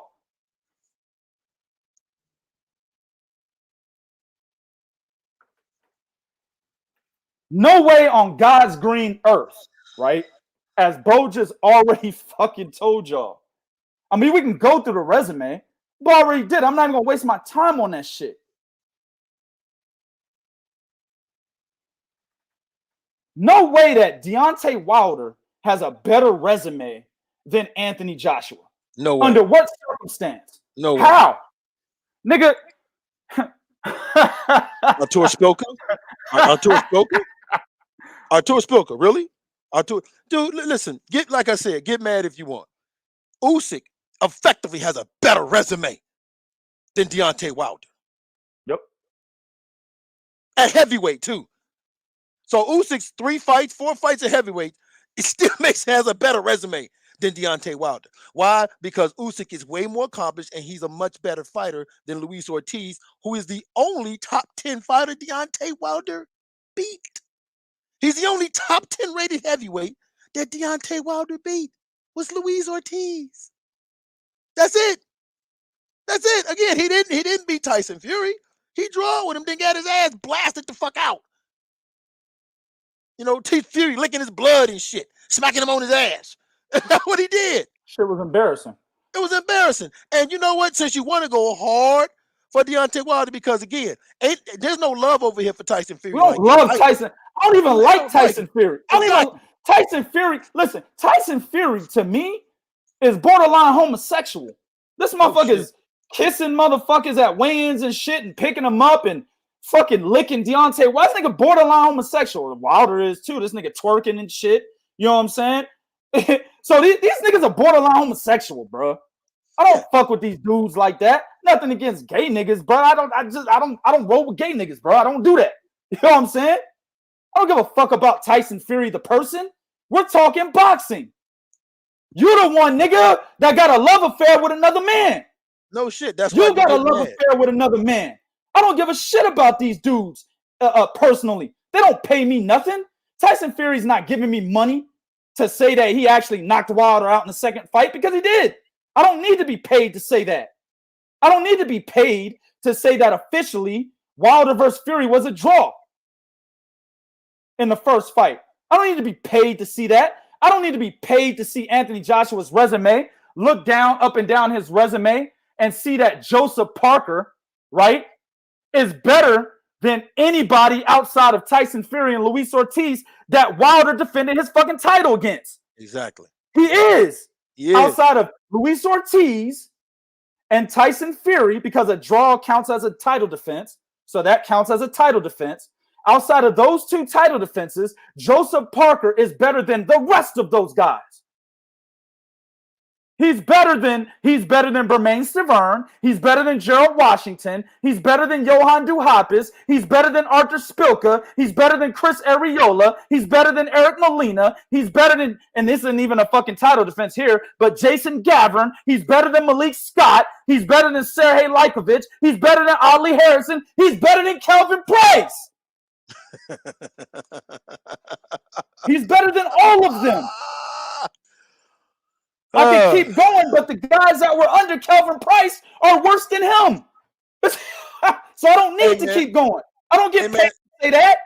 Hey, man, supporting the motherfucker and being honest about a motherfucker is 2 different things. Did you know that? Supporting the motherfucker and being honest about a motherfucker is 2 different things. You can support a motherfucker, but let's be honest. His resume is not better than Anthony Joshua's. Why? Because Anthony Joshua gobbled up the belts. He beat Charles Martin, undefeated world champion, Joseph Parker, undefeated world champion, and then he beat Vladimir Klitschko. Then he Andy Ruiz. Dylan White's resume is better than Deontay Wilder. Fuck with me. Fuck with me. Dylan White's resume is better than his. Yeah, look at Lee. Exactly, bro. Hey, Asante, 3kingsboxing.com, right? Go there. Check to see where the goddamn email is at and send me your fucking information. You ain't gonna give me your money. And I don't even want your money. I'll bet and you can keep the fucking money. I don't care. Because this means nothing to me. If Wilder beats Tyson Fury, congratulations to Deontay Wilder. If Tyson Fury beats Deontay Wilder, congratulations to Tyson Fury. Do you understand? This means nothing to me, bro. This is boxing. I care about the sport. I don't give a fuck about the fighters. If Wilder beats Fury, then I hope he fights Usyk next. If Usyk beats Joshua in the rematch, by the way. Right. If Usyk beats Joshua, yeah. And then on top of that, Wilder got to beat Tyson Fury in the fucking rematch. Right. That's right. So if both of those guys get through, their obstacles, and Usyk is the last man standing on one side of the division, and Wilder's the last man standing on the other side, I hope they fight. And Deontay Wilder got his belt because Vladimir Klitschko left. So what's your fucking point? Everybody gets the belt because somebody leaves. How you gonna tell me to how you gonna tell me to shut the fuck up if I don't care when I'm commentating on boxing, you stupid motherfucker? That's what I'm saying, bro. These niggas are stupid, bro. You 1 click away from getting your dumb ass blocked, and I don't block cats like that. I got a million trolls in here that I let talk and say shit in here, bro. You telling me to shut the fuck up on a show that I'm hosting. So I can't talk? Is that what you're saying? I can't talk boxing. Stupid, man. Man, whatever, dog. You going all out because you a Wilder fan. Yeah. And be honest about that. You are. Because again, you can support him. That ain't nobody said don't care about you supporting him. We don't care about supporting him, but we're gonna be honest about some shit. Hold on, wait a minute. So you're gonna support Wilder. So what about AJ? Because AJ's a brother. So exactly. you're not supporting AJ? He said in a comment above, he said, I support my brothers. Right. Okay, so what's wrong with AJ? Because you called him a B-level fighter. Right. So you got 2 brothers that we saying one brother resume is better than the other. And what happened? Why not be like, yeah, all right, man, them dudes doing their thing? No. So you a Deontay Wilder fan. So don't come there, I support my brother shit, because no, the fuck you don't. And look, that's why I say these dudes are fake ass black revolutionaries, bro. Fake. They're just out here running their mouth, but they're not really doing nothing, right, to help their brothers. They ain't doing shit. Supporting a nigga from your couch ain't shit, bro. Give your brother some jobs like I did. Do that. Give your brother some jobs. Create something, right, that your brothers can get into that they love doing. That's what I did. Yeah, that's what I did. But I'm a coon, though. But I did that. Stupid motherfucker, man. You're right, Lars, bro. Lazo, man, we got to get them dudes, man. No, dude, nobody's saying who you wanted to win. Who cares? Don't say nothing. Leave him alone. Fuck him. All right. Fuck him. Bet. Fuck him. Leave him alone. He don't know what he's talking about. He a fake ass black revolutionary. But don't know nothing about helping the brothers. Don't know shit about it. I'm gonna let y'all kill. I'm gonna let the comments kill you, dog. I'm gonna just put comments all about you up, bro. That's what I'm gonna do for the rest of this show. Comments all about you. Anyway, man. At the end of the day, bro. At the end of the day, with Anthony Joshua being the top dog, easily known, right? Easily known to be the top dog. Oleksandr Usyk takes that belt, becomes the top dog, and now if he beats him in a rematch, Bo, all roads go through him. Yep. Doesn't matter if Tyson Fury beats Deontay Wilder, and it doesn't matter if Wilder beats Tyson Fury. If either one of those guys wants to be the true champion, and the true champion is a guy that has all of the belts. That is the true champion. Undisputed, which means you own all the hardware. You are the guy that every contender in all four sanctioning bodies, right? And all four sanctioning bodies need to go through if they want to be a champion. That's what that means. Yep, exactly what it means. So with Wilder winning October 9th or Fury winning October 9th, whoever holds that WBC title is 3 titles short. 3 titles short of becoming the man of the division. That's true. And Usyk holds those 3 titles. That's just what it is. You can get mad if you want to, but that's what it is, man. Yaroslav, I think he's a Ukrainian cat, man. He said a few things in here. He said, okay, I got a question. Have anyone done this before? I mean, to unify all belts in cruiserweight and heavyweight division. Yes, Evander Holyfield. Who was the other one that did that before him, bro? There's another one that was undisputed cruiserweight and heavyweight champion. I know David Hay was a cruiserweight. He was undisputed. Cruiserweight. Yeah, but he wasn't undisputed heavyweight though. But he won a belt at heavyweight. Never even actually. He didn't even win. Nah, he didn't win no belt. He won the regular title. But yeah, fucking regular. I think he's the only one. It's Evander Holyfield. There's nobody before him. It's Evander. Evander Holyfield is the only one to become undisputed at cruiserweight and heavyweight. He's the only one. Lorenzo said, "We talking about Michael Moore?"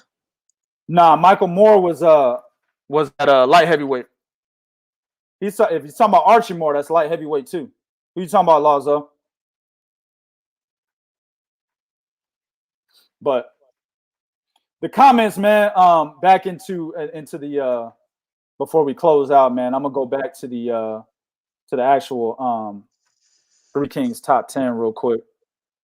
And yeah, Michael Moore was light heavyweight, Lazo. Light heavyweight, yeah, he was. He was light heavyweight. He wasn't a cruiserweight undisputed champion.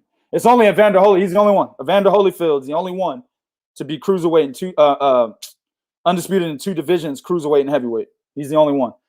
Usyk, hopefully, the fights get made. He gets that opportunity to become the second. Hopefully, he gets the opportunity. Boxing is political, so who fucking knows? You know what I'm saying? But, hopefully, he gets that opportunity. I like to see that shit. That should be dope, bro. But to go back to this shit right here, we had a couple people saying that Tyson Fury was too far down at number 10. But what do you think about that? Not necessarily exactly. Here's the reason why. All right, since Tyson Fury come back, and I know you guys are looking at, well, he did beat Vladimir Klitschko, and then he did beat Deontay Wilder. Okay, which is true. He did. He beat both of them, right? But since coming back, because understand, this is about what you have done lately. If you look at what Kazuya Oka has done with his full body work, Kosei Tanaka. If you look at Juan Francisco Estrada, what he's done, Rumvasai, Quadras, Roman Gonzalez, right? Terrence Crawford, Terrence Crawford, undisputed. Well, he won a title at 135, undisputed 140. Then he became a champion at 147. And Crawford slowly dropping down. Josh Taylor, again, undisputed. So when you look at these guys' body of work, Tyson Fury is not that low because right now he only holds 1 belt. A lot of these guys are holding multiple belts. right? With the exception of I think Kazuda Ioka, he holds one belt. But some of these other guys are either unified champion and yeah, a lot of these guys are unified Yeah, champion, undisputed or undisputed or unified. unified champion. So no, he's not that low. I know you can make a case because a lot of you guys, if you don't follow lower weight divisions, you'll look at that and you'll be like, well, you know, you don't know that much about Kazuda Ioka because Kazuda Ioka is a multiple division champion too at that. That's right. So no, he's no man, he's not that low. I think Yeah, 10 is right. Is about right for him. it's actually he almost got booted out, and Jermell Charlo put in his place. Jermell Charlo, and then a 108-pound champion, Hiroto Kayaguchi. You know what I'm saying? Them two motherfuckers almost took him out of the list. The only reason why he stayed there is because the Klitschko win that Tyson Fury got holds a lot of fucking weight, in my opinion. Klitschko was he was on the verge of tying Joe Lewis's record, I believe. 10 years without a loss. Well, no, consecutive title defenses. Right. So I think it was like 25 or 26, something like that. And Klitschko was on the verge of tying that record, and Tyson Fury beat him, didn't allow him to do that. You know what I'm saying? So that was a major win. And you're right. That's the other part of the accolade that Vladimir Klitschko had. He hadn't lost in like 10, 11 years or something like that. So that shit holds a lot of weight. And then, of course, the hype around Deontay Wilder. People were going to put Deontay Wilder literally top 5 pound for pound if he would have beaten Tyson Fury. People were ready to do that. So as a smack in the face, he beat Deontay Wilder. Not only beat him, knocked him out. Tyson Fury's on the motherfucking 3 Kings top 10 list now. Thanks, guys. Right. Thanks for overrating the motherfucker. Yeah, no shit. I want to go back to a comment my man Steve McCarthy made. He said the man of the division is whoever the lineal champion is, and that ain't Usyk. Okay, here's the problem with that. There is no lineal champion right now at heavyweight. You want to know why? Because Tyson Fury, number one, Lennox Lewis retired. Put that comment back up there so people can see it. Okay, yeah. Lennox Lewis, who was lineal champion, retired, so it ended at Lennox Lewis. It doesn't restart. Lineal should not restart because it's supposed to be the man that beat the man that beat the man. Give them a definition of what lineal means. It's supposed to mean that you can trace it all the way back to its very beginning, which is supposed to be like the man that beat the man that beat the man that beat the, tracing all the way back to when it from the very, very beginning. Well, we can't trace that all the way back because if a fighter retires, or if a fighter retires, or if a fighter fucking don't fight for a long time, he's out 2-3 years and come back. Well, then once you retire, then you're no longer the man, and then lineage stops right there. Look. Right. Lodzo said Vlad and Shagayev was the new lineage. Lodzo, there's no such thing as new lineage. The fucking definition of the definition of lineage is being able to trace it back to its inception. That is the definition of lineage, bro. So, like your family lineage, bro, I can see your dad, your mom's dad, your dad's dad, their dads, their fucking grandfathers, the grandfather's dad, the grandfather, blah, blah, blah. I go all the way back, right, to like 1200, the year 1200, or however long it goes back, man, right? But in boxing with lineage, it doesn't even follow its own definition.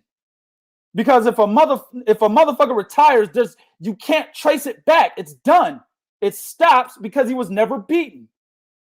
So then what they do is they just rehash 2 fighters that they think are the top guys in the division and say, hey, this is a new lineal championship. Ruslan Shagayev was not better than Vitaly Klitschko. If you wanted to give it any credence, Lodzo, because he said Vladimir versus Shagayev was the new lineage. If you wanted to give this new lineage, quote, quote, term any credibility, then it would have been Vladimir Klitschko versus Vitaly Klitschko for new lineage. Yep. That's what it would have been. Because both of them dudes were champions. Both of them were champions, and they were the top 2 guys in the division. Vitaly hadn't retired yet. Only fucking Lennox Lewis. Ruslan Shagayev was not the second best guy in the division. So knowing that Vlad and Vitaly would have never fought each other, they went to the next guy that they thought was the 3rd best guy in the division, and that's Ruslan Shagayev. Bullshit.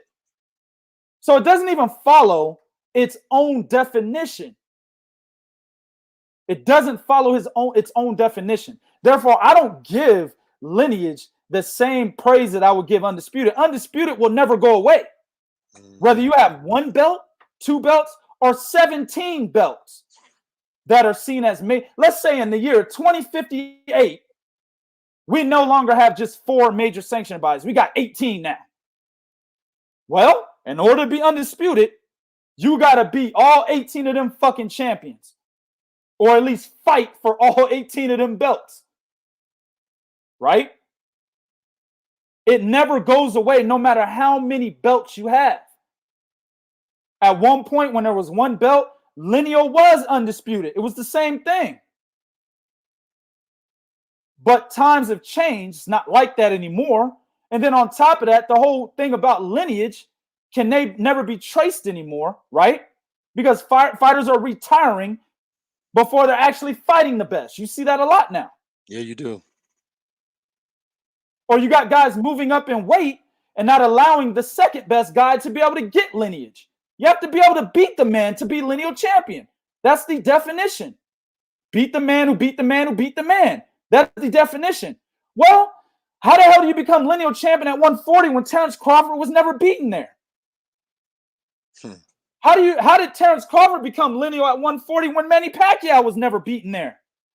Pacquiao beat Ricky Hatton, became lineal champion. Well, how did Terrence become a lineal when Pacquiao never fucking lost to Terrence Crawford? How does Vlad become lineal at heavyweight when he never beat Lennox Lewis? It doesn't follow its own definition. Mm-hmm. You're right. Jared Casher, that's my fucking point. That's my point. It doesn't have much credibility when you look at the definition of lineage. Change the name of it then. Yeah. But don't call it lineal champion. Call it something else. Lineage don't hold much credit to me because of the fact that it operates just like a regular fucking belt. What's so special about it? If, for example, Chad Dawson was the lineal light heavyweight champion, right? He goes to 168, loses to Andre Ward, then decides to have a confidence building fight against an unranked, unknown Adonis Stevenson and gets knocked the fuck out. So Adonis all of a sudden now becomes the new lineal champion. That's not the best fighting the best. Right. You know what I'm saying? So it operates like a regular belt. So why are we putting something that much into something that operates like a regular belt? So a guy beats another guy, become lineal. So you luck up and you get a victory. Like we just saw what's the dude name? Tajiri.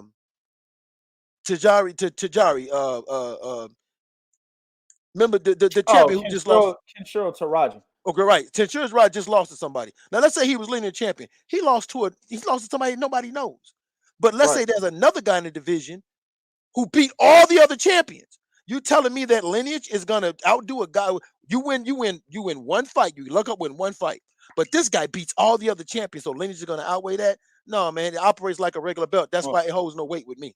Well, I got another example, but let me go to Lord Zoroko. He said when Vlad fought Shaga, Vitaly retired the second time, bro. I'm talking about when Lennox Lewis retired, lineage was then reborn. So you say Vitaly had not retired yet. That's what I'm saying. When Lennox Lewis retired, Lodzo, you're saying lineage was reborn, which makes no fucking sense by definition, but you said it's reborn. Vitaly was still an active fighter. They did not retire at the same time. Now, not better example, but another example I have for what Bo just said is Adonis Stevenson. Adonis Stevenson had just fought, what's that boy's name? Donovan George at 168 and gets an opportunity as what Chad Dawson thought was a tune-up fight to move Adonis Stevenson up and fight him. Adonis Stevenson beats him with a beautiful left hook or straight left hand, knocks him the fuck out in the first round, right? And they're saying he's lineal champion. Now, by what you guys say, that is true.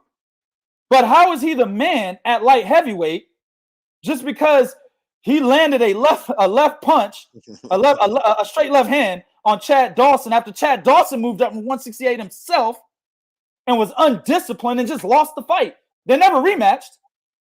He just got knocked out because he wasn't ready because he thought Stevenson was a tune-up. You're saying Stevenson was better than Kovalev? Exactly. But Undisputed, you have there's no argument. Josh Taylor is the best fighter at 140. Who's arguing that? I just argued Adonis Stevenson as lineal champion at 175 when he landed that straight left hand that got him all the glory, right? I still am going to argue with you and say Sergey Kovalev was a better fighter. I'm going to argue with you and say that. When Andre Ward moved up and beat Sergey Kovalev, I'm going to argue with you and say Andre Ward was a better fighter than Adonis Stevenson. He was a better fighter than him. But Josh Taylor at 140, who can argue that somebody's better than him right now? Nobody. He's undisputed. Who's better?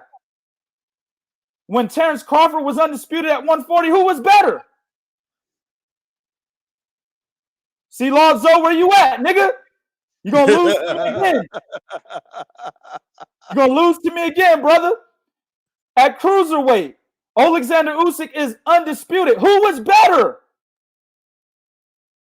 There was nobody that you could argue that was better when any of these fighters became undisputed champion in their respective divisions. Nobody was better. That's why Undisputed holds more fucking weight. That is why. In itself, that is why it holds more weight. That is the true champion. Yep. If Usyk beats Joshua again, and then beats the winner of Wilder and Fury, who's better?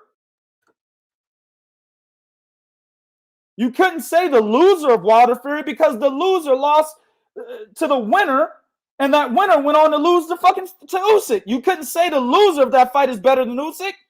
Mm-hmm. Who's better? Any which way you flip it. Usyk beats Joshua. Fury beats Wilder. Fury and Usyk fight. Fury beats Usyk. Who's better than Fury?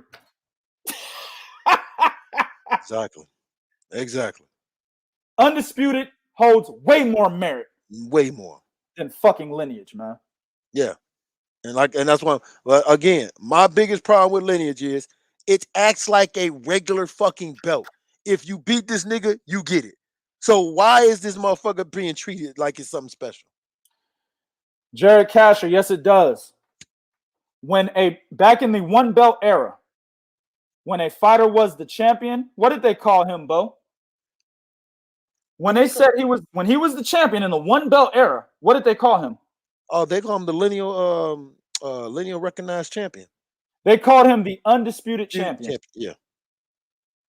In the one belt era, let's use the heavyweight division. They sure did. They Jack did that Dempsey a lot too. was the champion. They said Jack Dempsey is the undisputed heavyweight champion. Jack Johnson is the undisputed heavyweight champion. Right? Yep. I remember that. Yes, it does. Jared Casher. Let's go to the next one, man, about Terrence Crawford, bro.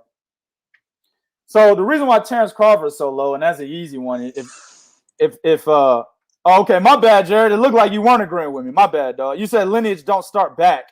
Oh, my bad, bro. I read it wrong. Oh, yeah, sure did. It don't start back until fault, somebody is undisputed. My bad, bro. Okay. I read it wrong. That's my fault. But let's go to Terrence Crawford, right? And I've said, me and Bo have said why Terrence Crawford is so fucking low. It's simple. What has he done for us lately? Yep. I mean, I know what he did at 135.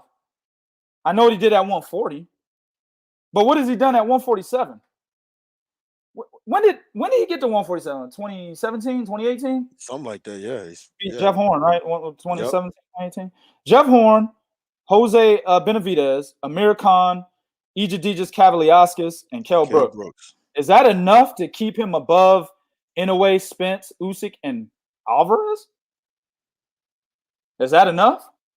I understand, you got to keep winning to keep your spot, but you also got to keep fighting top-level competition. If other guys are doing better in their respective divisions, you move down, regardless if you're still winning. You know what I'm saying? You're fighting B-level fighters while Canelo Alvarez is getting belts in 2 different divisions, almost becoming undisputed in one, beating Gennady Golovkin and shit. Oleksandr Usyk becoming a fucking cruiserweight undisputed champion. Errol Spence in your own division is fighting better fighters than you in your own division, right? Josh Taylor had a better undisputed run at 140 than you did, and just did it recently. Naoya Inoue has been fucking motherfuckers up since he was at 105. Right? So at the end of the day, you have to show, even though you're still winning, that you're beating top level competition that is in alignment with the people that are under you, or is better than the people that are under you, so that they don't get ahead of you. Bo, you still there? Yeah, I'm still here. All right. That is I got a monkey wrench I want to throw in here. Go ahead. What if Terrence Crawford beats Sean Porter? Well, yeah, I mean, that's the obvious. Terrence Crawford beats Sean Porter. He moves back up to probably 4. Okay. Woo! I'm not putting him over Errol Spence, not just because of Sean Porter. Errol Spence already beat Sean Porter when Sean Porter had a belt. That's true. So I'm not putting him over Errol Spence just because of Sean Porter. And understand, if Naoya Inoue ever gets some goddamn balls and fights John Rio Casimero and beats him, well, yeah. Fights Nonito Donaire again and beats him, yeah. And Terrence Crawford is still crying about the 60-40, 70-30 split, and still saying he's not going to fight Virgil Ortiz because, quote, he laughs at the matchup.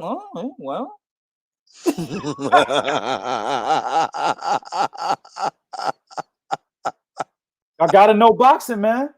Gotta know boxing. Chris Boogie said top 3 with a dominant win over Porter. I put him, he would be number 4 for me, bro. Yeah. Because Errol Spence has still done more than Terrence Crawford at welterweight. Still. If Sean Porter had never been beaten by Errol Spence, yes. Right. Yes. Understand, every lost fight puts a dent, right, in your resilience and your durability, which means that you run the risk of no longer being that same fighter as your career progresses, along with age, right? So Sean Porter's lost to Kell Brook, he's lost to Keith Thurman, he's lost to Errol Spence. That's it. And he's getting older, right? So while Sean Porter's still a top-level fighter, absolutely, he's been dented 3 times.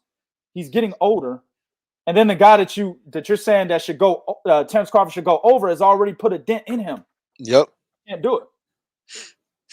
You would need to beat Sean Porter and then like Keith Thurman after that. While Errol Spence fights, I don't know, fucking Fabian Maidana. You know what I'm saying? Terrence Crawford needs like 2 fights. It wouldn't matter. It wouldn't matter to me if he stopped him. I don't think it would matter to me, Chris. I don't think so. I'm saying that now. Maybe it'll change if that actually happens. But right now, today, as it stands, I don't even think if he stops him, I'd put Crawford over Errol Spence. I don't think I would. No. I don't think because like I said, he's been dented 3 times. Go ahead, Bo. You're actually being more generous than me. I only think he moves up 1 slot. And because when I look at Inoue as a multi-divisional champion, that kind of outweighs, and a unified champion at that kind of outweighs Sean Porter only being a 2-divisional champion. Yeah. So for me, that's why I would put him over Josh Taylor. I'd be really hesitant to put him over Naoya Inoue.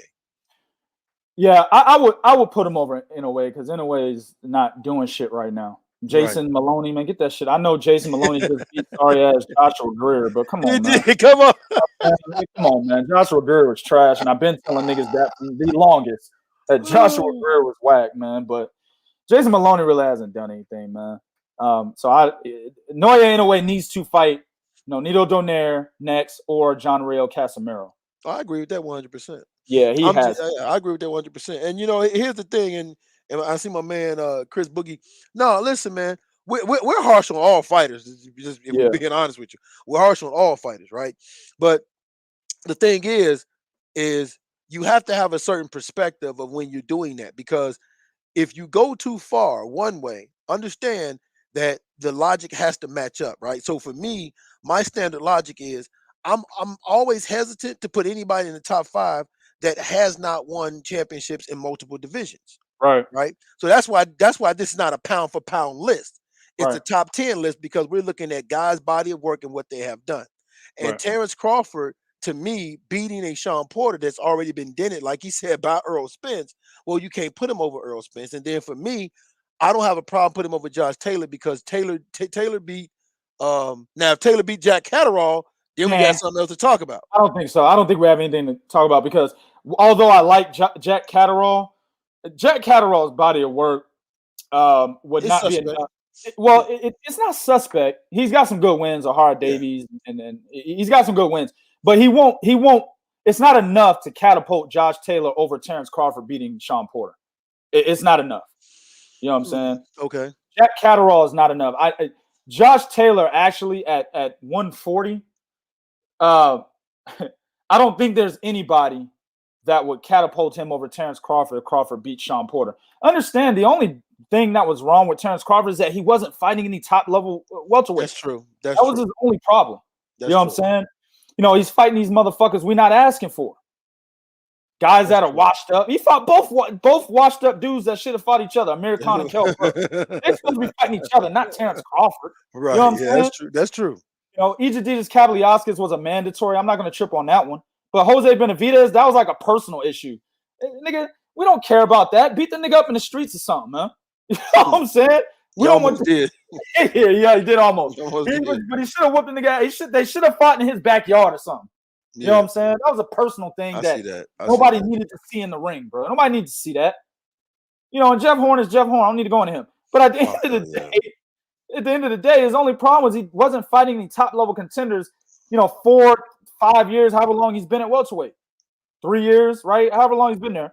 He's not fighting any top level contenders. And he's the best. He's literally, in my opinion, Terrence Crawford is the best skilled motherfucker at welterweight. He is. Oh, yes, he is. I think he's more skilled than Errol Spence. Oh, yeah. He runs the tables, if you ask me. Yeah. Terrence Crawford is the most skilled motherfucker at welterweight, in my opinion. Switch hitter, and he's equally devastating in both stances. Nigga, that's a problem. I hated fighting motherfuckers like that when I was in the amateurs. You know what I'm saying? For real. Fighting no switch hitter. Right? So he's a major problem. I think he's the best skilled fighter at welterweight, but he ain't showing us nothing. No, he's not. And then, you know what? I have to look at, because you have a point, because if you look at Josh Taylor, the only reason why he's over, Josh Taylor's run for Undisputed at 140 was better than Terrence Crawford, right? But you also have to look at the fact that if Crawford does beat Sean Porter, and knowing who Sean Porter is, yeah, I can see that. For me, that's enough for him to be over Taylor. Now we know, and I get your point. Now you know he should have. Listen, there's two things now you know he did, and y'all get mad at me. You want to, right? This is how I feel. Now you know he ducked Roman Gonzalez because instead of going into what division Roman Gonzalez in, he went to one division up. Like, why didn't you go in that division? Roman Gonzalez was right there. You went one division up.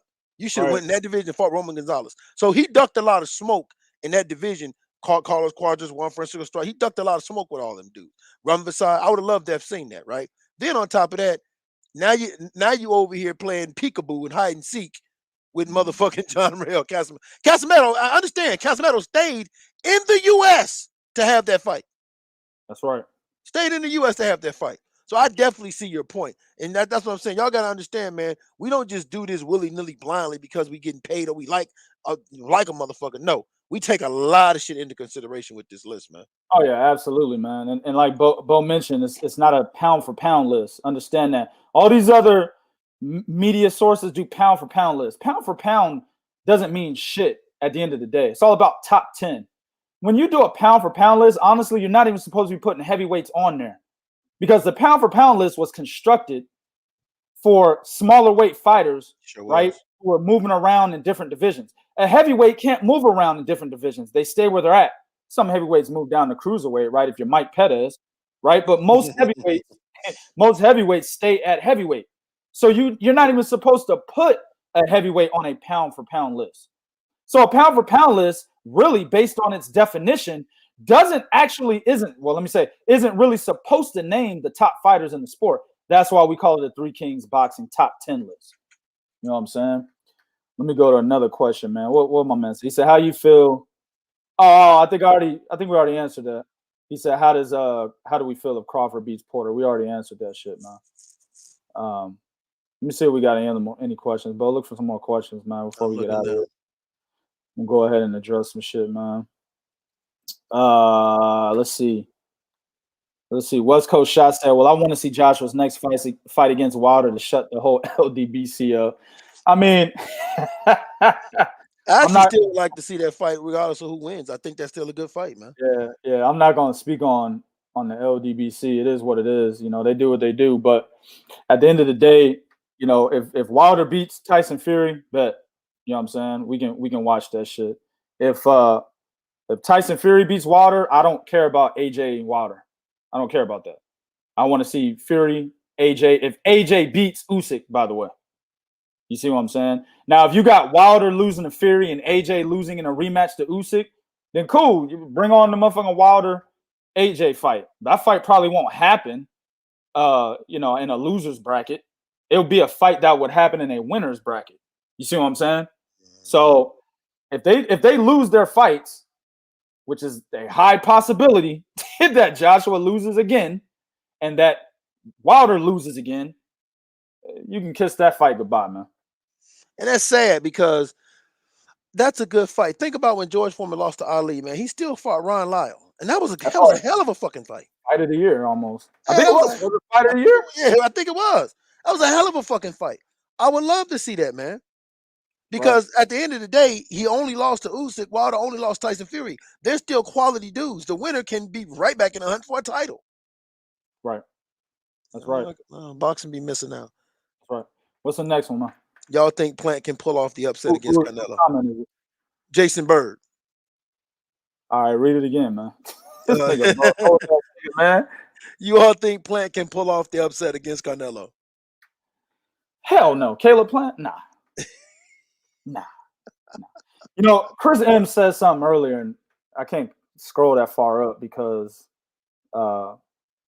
you know, fucking YouTube be bullshitting, or at least StreamYard be bullshitting with the comments. There's so many in here, it can't go too far back. But he said something earlier. He said he want to see me come back in here in a post-fight video when Caleb Plant does better than Caleb Plant does better than Billy Joe Sanders against Canelo Alvarez. One thing that, and I don't know if Chris M's still in here, but he'll watch the replay. He typically does. One thing, Chris M, that you need to consider is that if Caleb Plant is to do better than Billy Joe Saunders, he has to be up on the scorecards. Like, I'm not talking about Caleb Plant going 12 rounds. I don't care if he goes 12 rounds. If he goes 12 rounds and loses 12-0, that's not better than Billy Joe Saunders, in my opinion. Even though Saunders got knocked out, but he quit, and that's what constituted the knockout. Even though that took place, that's not him doing better than Billy Joe Saunders. Why? Because he never had an upper hand in the fight. If he goes to the scorecards, and I'm not talking about the judges' scorecards. Fuck their scorecards, because they actually had Canelo beating Billy Joe Saunders, which is fucking ridiculous. Oh, it's horrible. I thought Billy Joe Saunders was in the lead, I think by a round or maybe even 2 rounds, bro, at the time of the stoppage. He was beating Canelo with his jab, bro, and his movement. Canelo was losing that fight. I don't care what anybody says. If you think Canelo was winning, it wasn't by that much. You know what I'm saying? Maybe a round, maybe 2 rounds. One judge had Canelo up 2 rounds. I guess that's okay. You know what I'm saying? The other judges had this nigga washing Billy Joe Saunders, if I remember correctly, which is bullshit. Straight bullshit. You know what I'm saying? Caleb Plant needs to be in the fight to where the majority of people watching see this as a close fight, and he's actually doing something. For me to concede that Caleb Plant, this is me personally, because you're directing it towards me. So for me to concede that Caleb Plant does better than Billy Joe Saunders, he needs to be up on the scorecards at some point in this fight. If Canelo's beating this nigga up, and then Caleb Plant might take a round here and there, and then he continues to get beat up, and then Caleb Plant takes a couple more rounds here and there, and he continues to get beat up, but Canelo's in control of the fight the entire time, he didn't do better than Billy Joe, in my opinion. So keep that in mind, Chris M. Keep that shit in mind. That's what he would need to do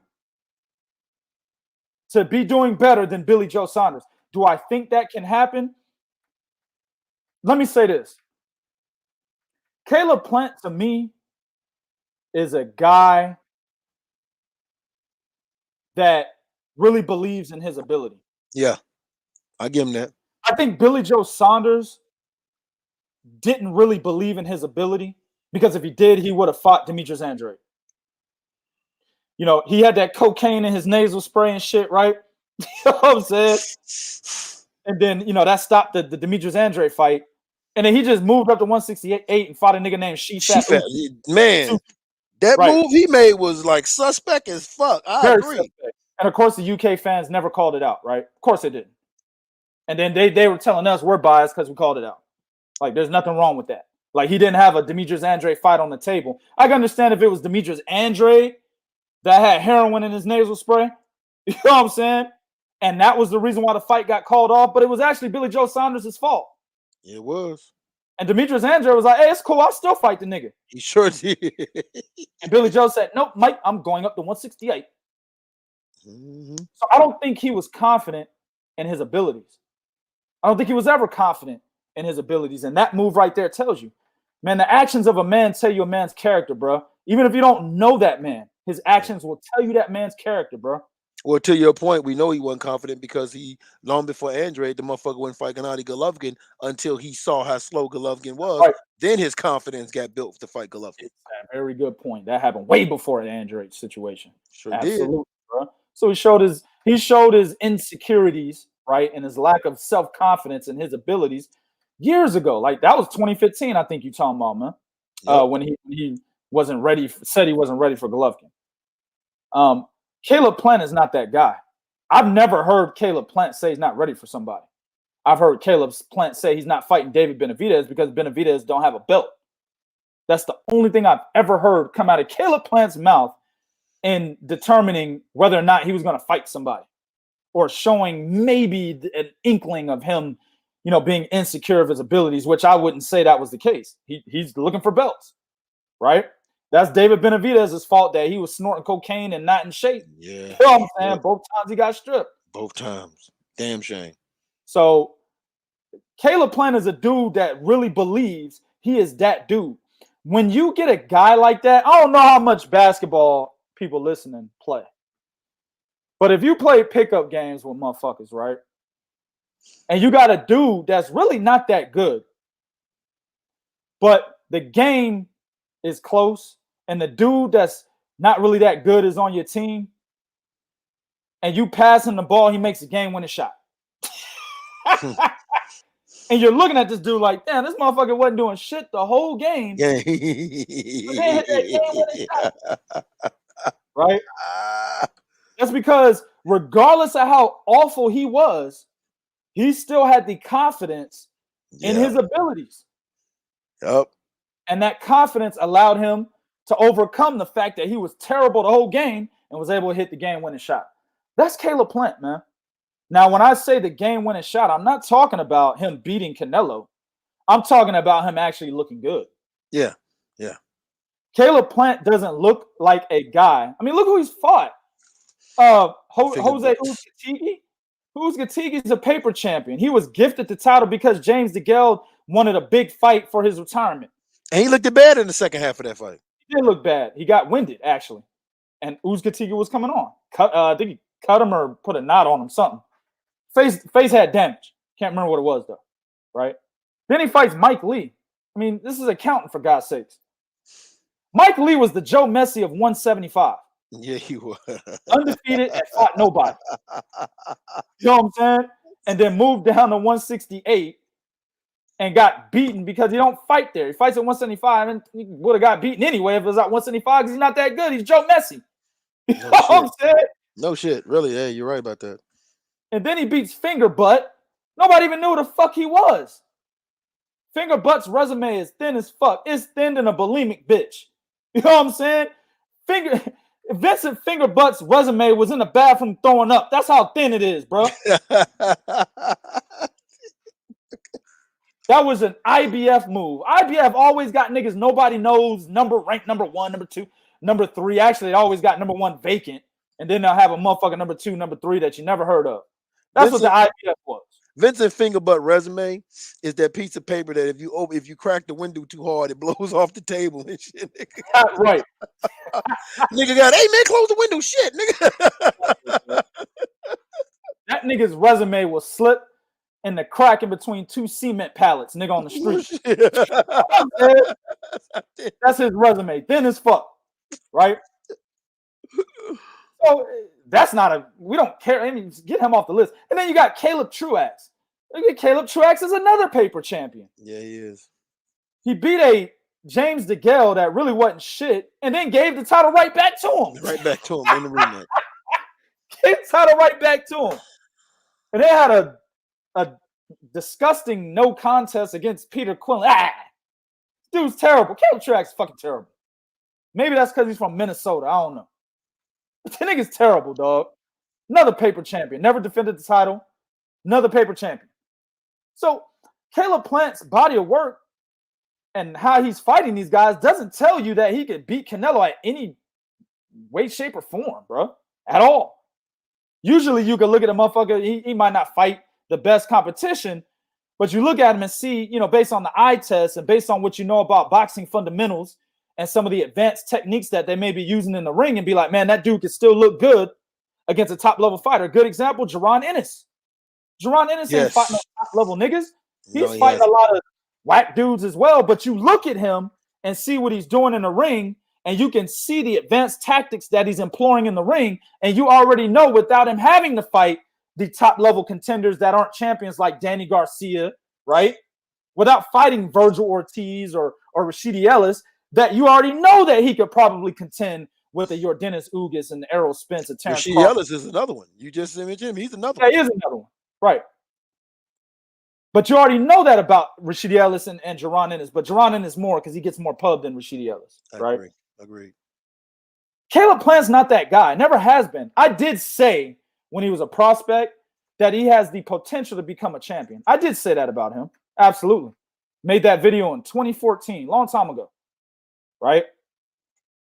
But I didn't say that he has the skill at that moment in time that he could step up against whoever the champion was back then at 160. I don't remember who it was, right? Carl Froch or somebody back then. I don't remember. Who was the champion back then? Oh, fucking that's 2014, man. Yeah, Carl Froch, Lucian Booty. I don't remember. Right? I didn't say he had the skill at that time to step up and fight those guys, right?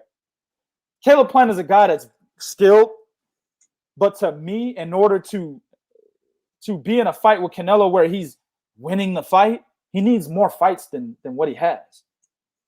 He needs to be going through adversity. He's never done that. He should have fought David Benavidez, right? Hell, you know what? Fuck that. I'll take that off because that might be too much on the plate. He should have probably fought Callum Smith, Billy Joe Saunders, right? Anthony Durrell. Anthony Durrell would be a better, it'd be the best win on his resume right now if you look at it. Anthony Durrell. It would be. Who's better than Anthony Durrell on Caleb Plant's resume right now? Nobody. No, nobody. And Anthony Durrell is a B-level fighter. B minus, C plus. That's what he needed before a Canelo fight. However, the fact that he's so fucking confident in his skills, bro, he might just look good against Canelo Alvarez. And that's what makes the fight intriguing. But he still needs to be up on the cards for me to say, yeah, this dude did better than Billy Joe Saunders. Man. Yeah. For me, he's not going to win the fight. Why? Because one judge already got it for Canelo. Like, these judges out here, and they selling their soul for Canelo, right? Judges out here with wild-ass scorecards and like, oh, I need to go back to boxing school to learn how to score a fight.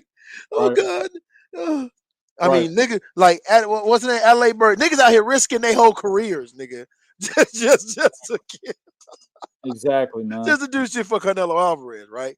So at the end of the day, man, that machine, because, like, remember we talked about the machine, like, put it like this for me. The machine is with Canelo Alvarez. Now the machine, the boxing machine, was with Anthony Joshua tonight. But Usyk is such a great fighter, he was able to overcome the machine. Caleb Plant is not a great fighter to overcome the machine. You see what I'm saying? Like Caleb Plant is not a fighter that's so great. He was able to overcome the machine. Same thing with Floyd Mayweather. Oscar De La Hoya still, even though he had lost, but he still had that machine behind him. Well, Floyd was great enough to beat Oscar and that fucking machine. Right. See what I'm saying? So if I thought Caleb Plant had the skill set and the ring IQ to beat the machine, then I'd be more inclined to say, yeah, man, I think he can win. I don't think he can win because Canelo Alvarez ring IQ, I still think his ring IQ is better. And then the stamina and conditioning of Caleb Plant, if it comes into play in the second half of the fight, you don't want it to come in the second half of the fight against a guy like Canelo Alvarez, man. So yeah. That's right. That's right. And I'm a nigga that wants this nigga off the list as number one. One more question before we get the fuck out of here, man. Julio Ortega said, we do agree still that Rashidi Ellis is the best of the new welterweights, though, right? We haven't changed our minds because I haven't. What do you think about that, man? No, I have to disagree with that. I'm gonna tell you why. I haven't seen Rashidi Ellis in a while. He hasn't fought, right? And typically when a guy hasn't fought, iron sharp as iron.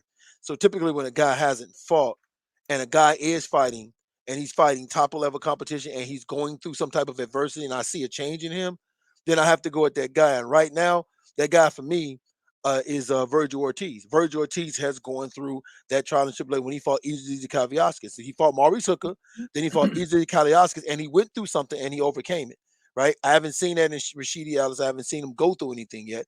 And the same thing with Jaron Ennis. So regardless of how I feel about Virgil Ortiz, he stepped up against a former world champion, Maurice Hooker. Whether how you feel about Maurice Hooker, then he took on Kaliaskis, a guy that arguably only lost came to Terrence Crawford and gave him problems. Right? So now for me, if I had to say the top one right now, I'd have to go with Virgil Ortiz. The top one right now, Virgil Ortiz. Okay. I would say that based on body of work, skill-wise, Virgil Ortiz would fall to second.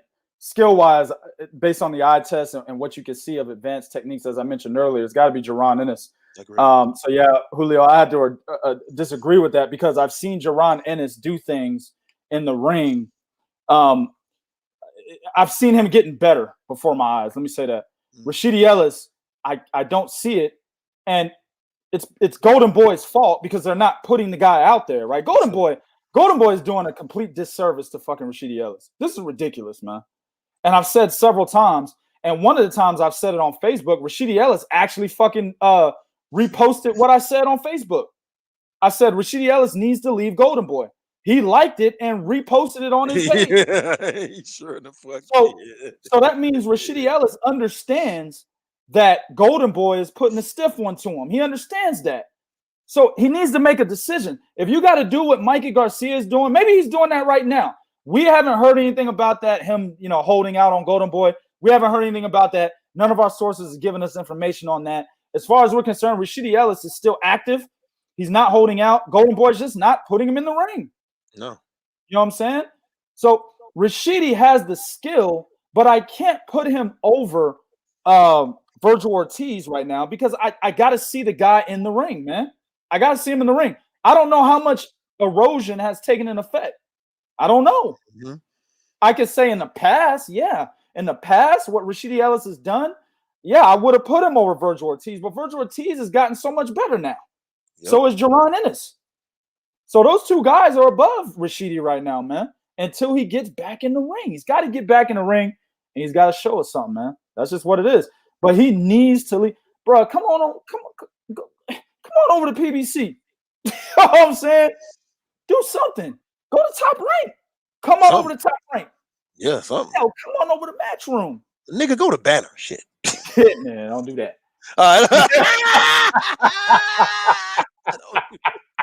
Don't do that. Demetrius Andrade is still trying to wash off that Banner promotion. You know what I'm saying? That juice won't come off that nigga, bro. So, nah, he definitely needs to leave Golden Boy 100%. They're pushing sorry-ass Ryan Garcia more than him, man. Rashidi Ellis got way more upside than fucking Ryan Garcia. Well, And Rashidi Ellis not giving up the booty. That's yeah, that's true. you know what I'm saying? That's true. Rashidi Ellis like, look here, man, you ain't humping me. Rashidi Ellis like, man, you ain't fucking me after a fight live on TV. You ain't let motherfucker. You ain't try. That nigga's pushing Joseph Diaz Jr. more than Rashidi Ellis, bro. Joseph Diaz Jr. had a title shot against Gary Russell, and he had 2 title shots, lost one, and then won the other, and then got stripped of the one that he won because he was overweight. And they're still pushing him more than Rashidi Ellis. Exactly. That's asinine, bro. He needs to leave. Go on over to fucking PBC, Top Rank. Go to Frank Warren. Shit. Yeah. At least you will get fights now. I give you that. He'll fight with Frank Warren. I mean, he'll be fighting whack niggas and shit, but at least he'll be fighting. Get a little dough too. If you go to Eddie Hearn, they might put him on that Demetrius Andrade circuit. You know what I'm saying? But welterweight, of course. You know, Andre fighting Luke Keeler, Walter Katandakwa, Mercedes Selecki, right? He fight Liam Williams, right? Ted Cheeseman. He ain't fought him yet, but yeah. You know what I'm saying? He might get it. Right. O'Hara Davies. We'll work something out for you. Yeah, Rashidi Ellis will get them type of fights, man. David Avanesian.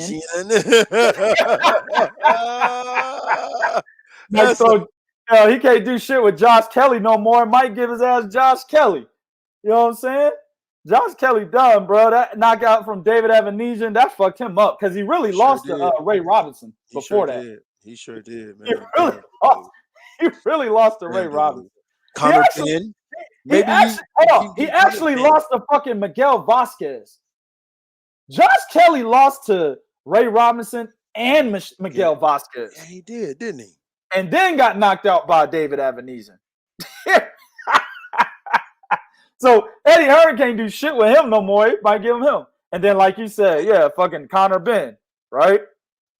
But Conor Benn he ain't gonna do that. Conor Benn is like a little stud that he has tucked away. He ain't gonna do that. Conor Benn been asking for a top fight for like 4 fights now, bro. Yeah. He still ain't giving one. So he's got him tucked away. After every interview, because Conor Benn is like the most emotional motherfucking boxing. You see what I did right there? I get more pussy than anybody. I fight all the time in training every day. Nobody can beat me. I get more than anybody. I'm the best. It's like, damn, nigga, you just beat fucking you just beat Adrian Granados, nigga. Calm down, bro. Granado, that's the thing. Like, and I'm from come on, man. It's Adrian. What is Adrian Granados? Okay, all right, man. Let's be real. And I'm from Chicago. I've talked to Adrian Granados. I like the cat. But what has Adrian Granados ever done anything outside of Amir Imam? When was the last time Adrian Granados has been done anything effectively at the welterweight division? Nothing. He beat Amir Imam and then became a journeyman. Thank you. That's exactly what happened. I mean, he's a respected journeyman, but a journeyman all the same. Very respected journeyman. You know what I'm saying? So yeah, I mean, nothing. That win does nothing. Who was the other guy he beat? I can't remember, but it was Sebastian something, bro. It was Sean Porter's tune-up fight that he had. Formelli, Sebastian Formella. Yeah.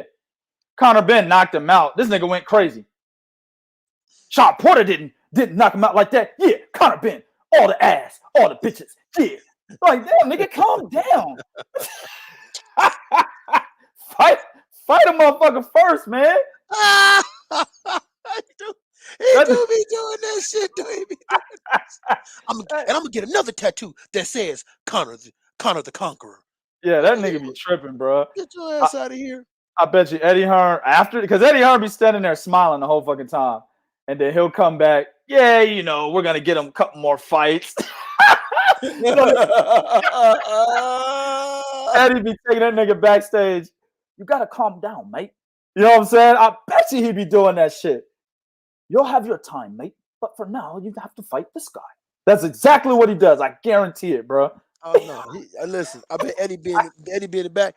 Look, Conor, it was a great fight. All the fans went wild. They're crazy. Okay, you're a good fighter. You will get Conor. Yeah. Okay, but I think what we need to do, we need to go back to the rankings, look at it, and look for the best fight to showcase your skill. That's what we need right now. You know what? Better go talk to AJ. He'll straighten you out. He'll put you on the 258. We'll put you on a tour. We'll move you around. It's a massive fight. We can put you in Liverpool. All right, but you're a good fighter. I know your father. He good fighter. Oh shit! Them niggas always want to fight in Liverpool and shit, bro. Oh hell no, bro. That nigga is not beating Regis Prograis. Y'all, you trying to get that nigga beat the fuck up. Hey, J Mar, man. Come on, doggy. Stop, dog. Come on, doggy. Come on, dog. I'm calling Regis right now. Yeah. I'm calling Regis right now. Come tell on, him you dog. saying some bullshit like you that. Trying to get Conor Ben murked up before he even establishes himself, dog. You know he's trying to get his name out his father's shadow, bro. Come on, dog. Not fighting no Regis Prograis. This motherfucker do that, he gonna end up like Campbell Hatton and shit, bro. Niggas gonna be like, we thought he was good. That's what's gonna happen. Motherfucker gonna be Campbell Hatton in these streets. Remember that nigga beat Diaz? What was his name? What's the guy? I can't think of his name. Who? When Regis beat Diaz. Julio Diaz. When Regis beat Julio Diaz. Remember when he beat him? Where's Julio Diaz at right now? Everybody was talking. Julio Diaz was on the fast track too, wasn't he? He was on the Hell yeah, he was. Where Julio Diaz at right now? That motherfucker disappeared. That's what I'm saying, man. Nigga, you better stop. You don't want that. He don't want that smoke, dog. He don't want that smoke. All right, man. We're gonna get up out of here, man. It's a good show. I appreciate everybody in the chat. Y'all know what to do, man. Go to 3kingsboxing.com for your source of pure and adulterated boxing information, man. Follow us on Twitter at 3kingsboxing, Instagram at 3kingsboxing. Y'all know what it is on Facebook.com/3kingsboxing, man. Appreciate y'all. This is a 2-hour and probably by the time I finish talking, 8-minute session, bro. And y'all know what it is, man. Listen, this is the barbershop. I had cats in here. Hey, man, why are you talking like that? Hey, man, stop yelling. Come on, guy. Listen, man, get that pussy shit out of my chat, man. If you don't know how passionate folks talk by now, you're a grown-ass man, don't know how passionate folks talk by now, man, then go crawl up under a rock or something, man. You know what I'm saying? I talk like this whenever I talk. Boxing, basketball, hell, nigga, I talk like this. I'm talking pussy. You know what I'm saying? Talk like this in a goddamn meeting calls. In a meeting call. We think boxing meeting calls, we talk like this, man. You know what I'm saying? Boxing is a sport that we're passionate about. So if a motherfucker come in here with all that yin-yang bullshit, then we're going to get at him. Now, if he gets mad once we hit, stop record on this bitch or end broadcast, as it says on StreamYard, if he's still mad at us, then fuck him. You know what I'm saying? I could give two fucking shits, man. Listen, man, I'm a big dude that can fight. If you got a problem with me, see me in these streets, man. That's it. I don't want that to happen for your sake, but at the end of the day, man, it don't got to be like that. You know what I'm saying? It is what it is. So, this is the barbershop. I might see you and be like, hey, what's up, nigga? Yeah, I remember what you said in the chat. It's all love. I don't care. Lord Zoe is a dude I argue with all the fucking time. Oh, man. Ruben Gutierrez, I don't think he was in here. But he did. He donated. Appreciate that donation, Ruben. I don't think he was in here for this show though. That's a troll if I've ever seen one. But I keep him around. Hell, I didn't even block the fake ass black revolutionary. I didn't block him. He's still around. I didn't block him. This is the barbershop. Now, if you get to calling us names and shit, that's when you get blocked. Now, he did call us raccoons, and that's why I started yelling. You're not going to call me a coon when I do more for my brothers than he does. Because I won't support Deontay Wilder because he's, quote, black. Well, you can't call a motherfucker a coon. You can't call a motherfucker a coon when you're putting down another black man. That's my problem. You sat there and said this nigga's a B-level fighter and his resume. I don't give a fuck about saying his resume ain't better, but you said, well, he's a B-level fighter as opposed to Wilder.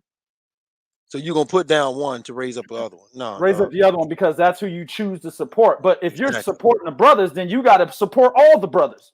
That's why I say he's a fake black revolutionary. Real revolutionaries support everything black or African American or whatever you want to call it, right? The so-called black community, right? They support all of that, the real revolutionaries. I'm not calling myself that. All I'm saying is a nigga that's gonna call me a coon, bet you better check my fucking resume. It's real talk. 100%. Last time I looked, I'm doing way more than 90% of you brothers out there. For the brothers. That's why, yeah. Fact. That's a fact. Now that's a fact. Yep. Check my fucking resume. Go to 3 Kings Boxing on Facebook. We put the link to every one of our writers' Facebook pages. And all of them got their pictures up. Now, it's not to say that, white people, or Mexicans or Puerto Ricans or whoever can't be in 3 Kings Boxing. I never said that. We've had them before. They just didn't last. The ones that last happen to be the brothers. Yeah, but I made sure to help my brothers. You know what I'm saying? Yeah, I made sure to help my brothers. So it is what it is. So yeah. So if I start yelling and shit, that's why. Not gonna disrespect me, and I've done more than you. We're moving the needle in this boxing shit.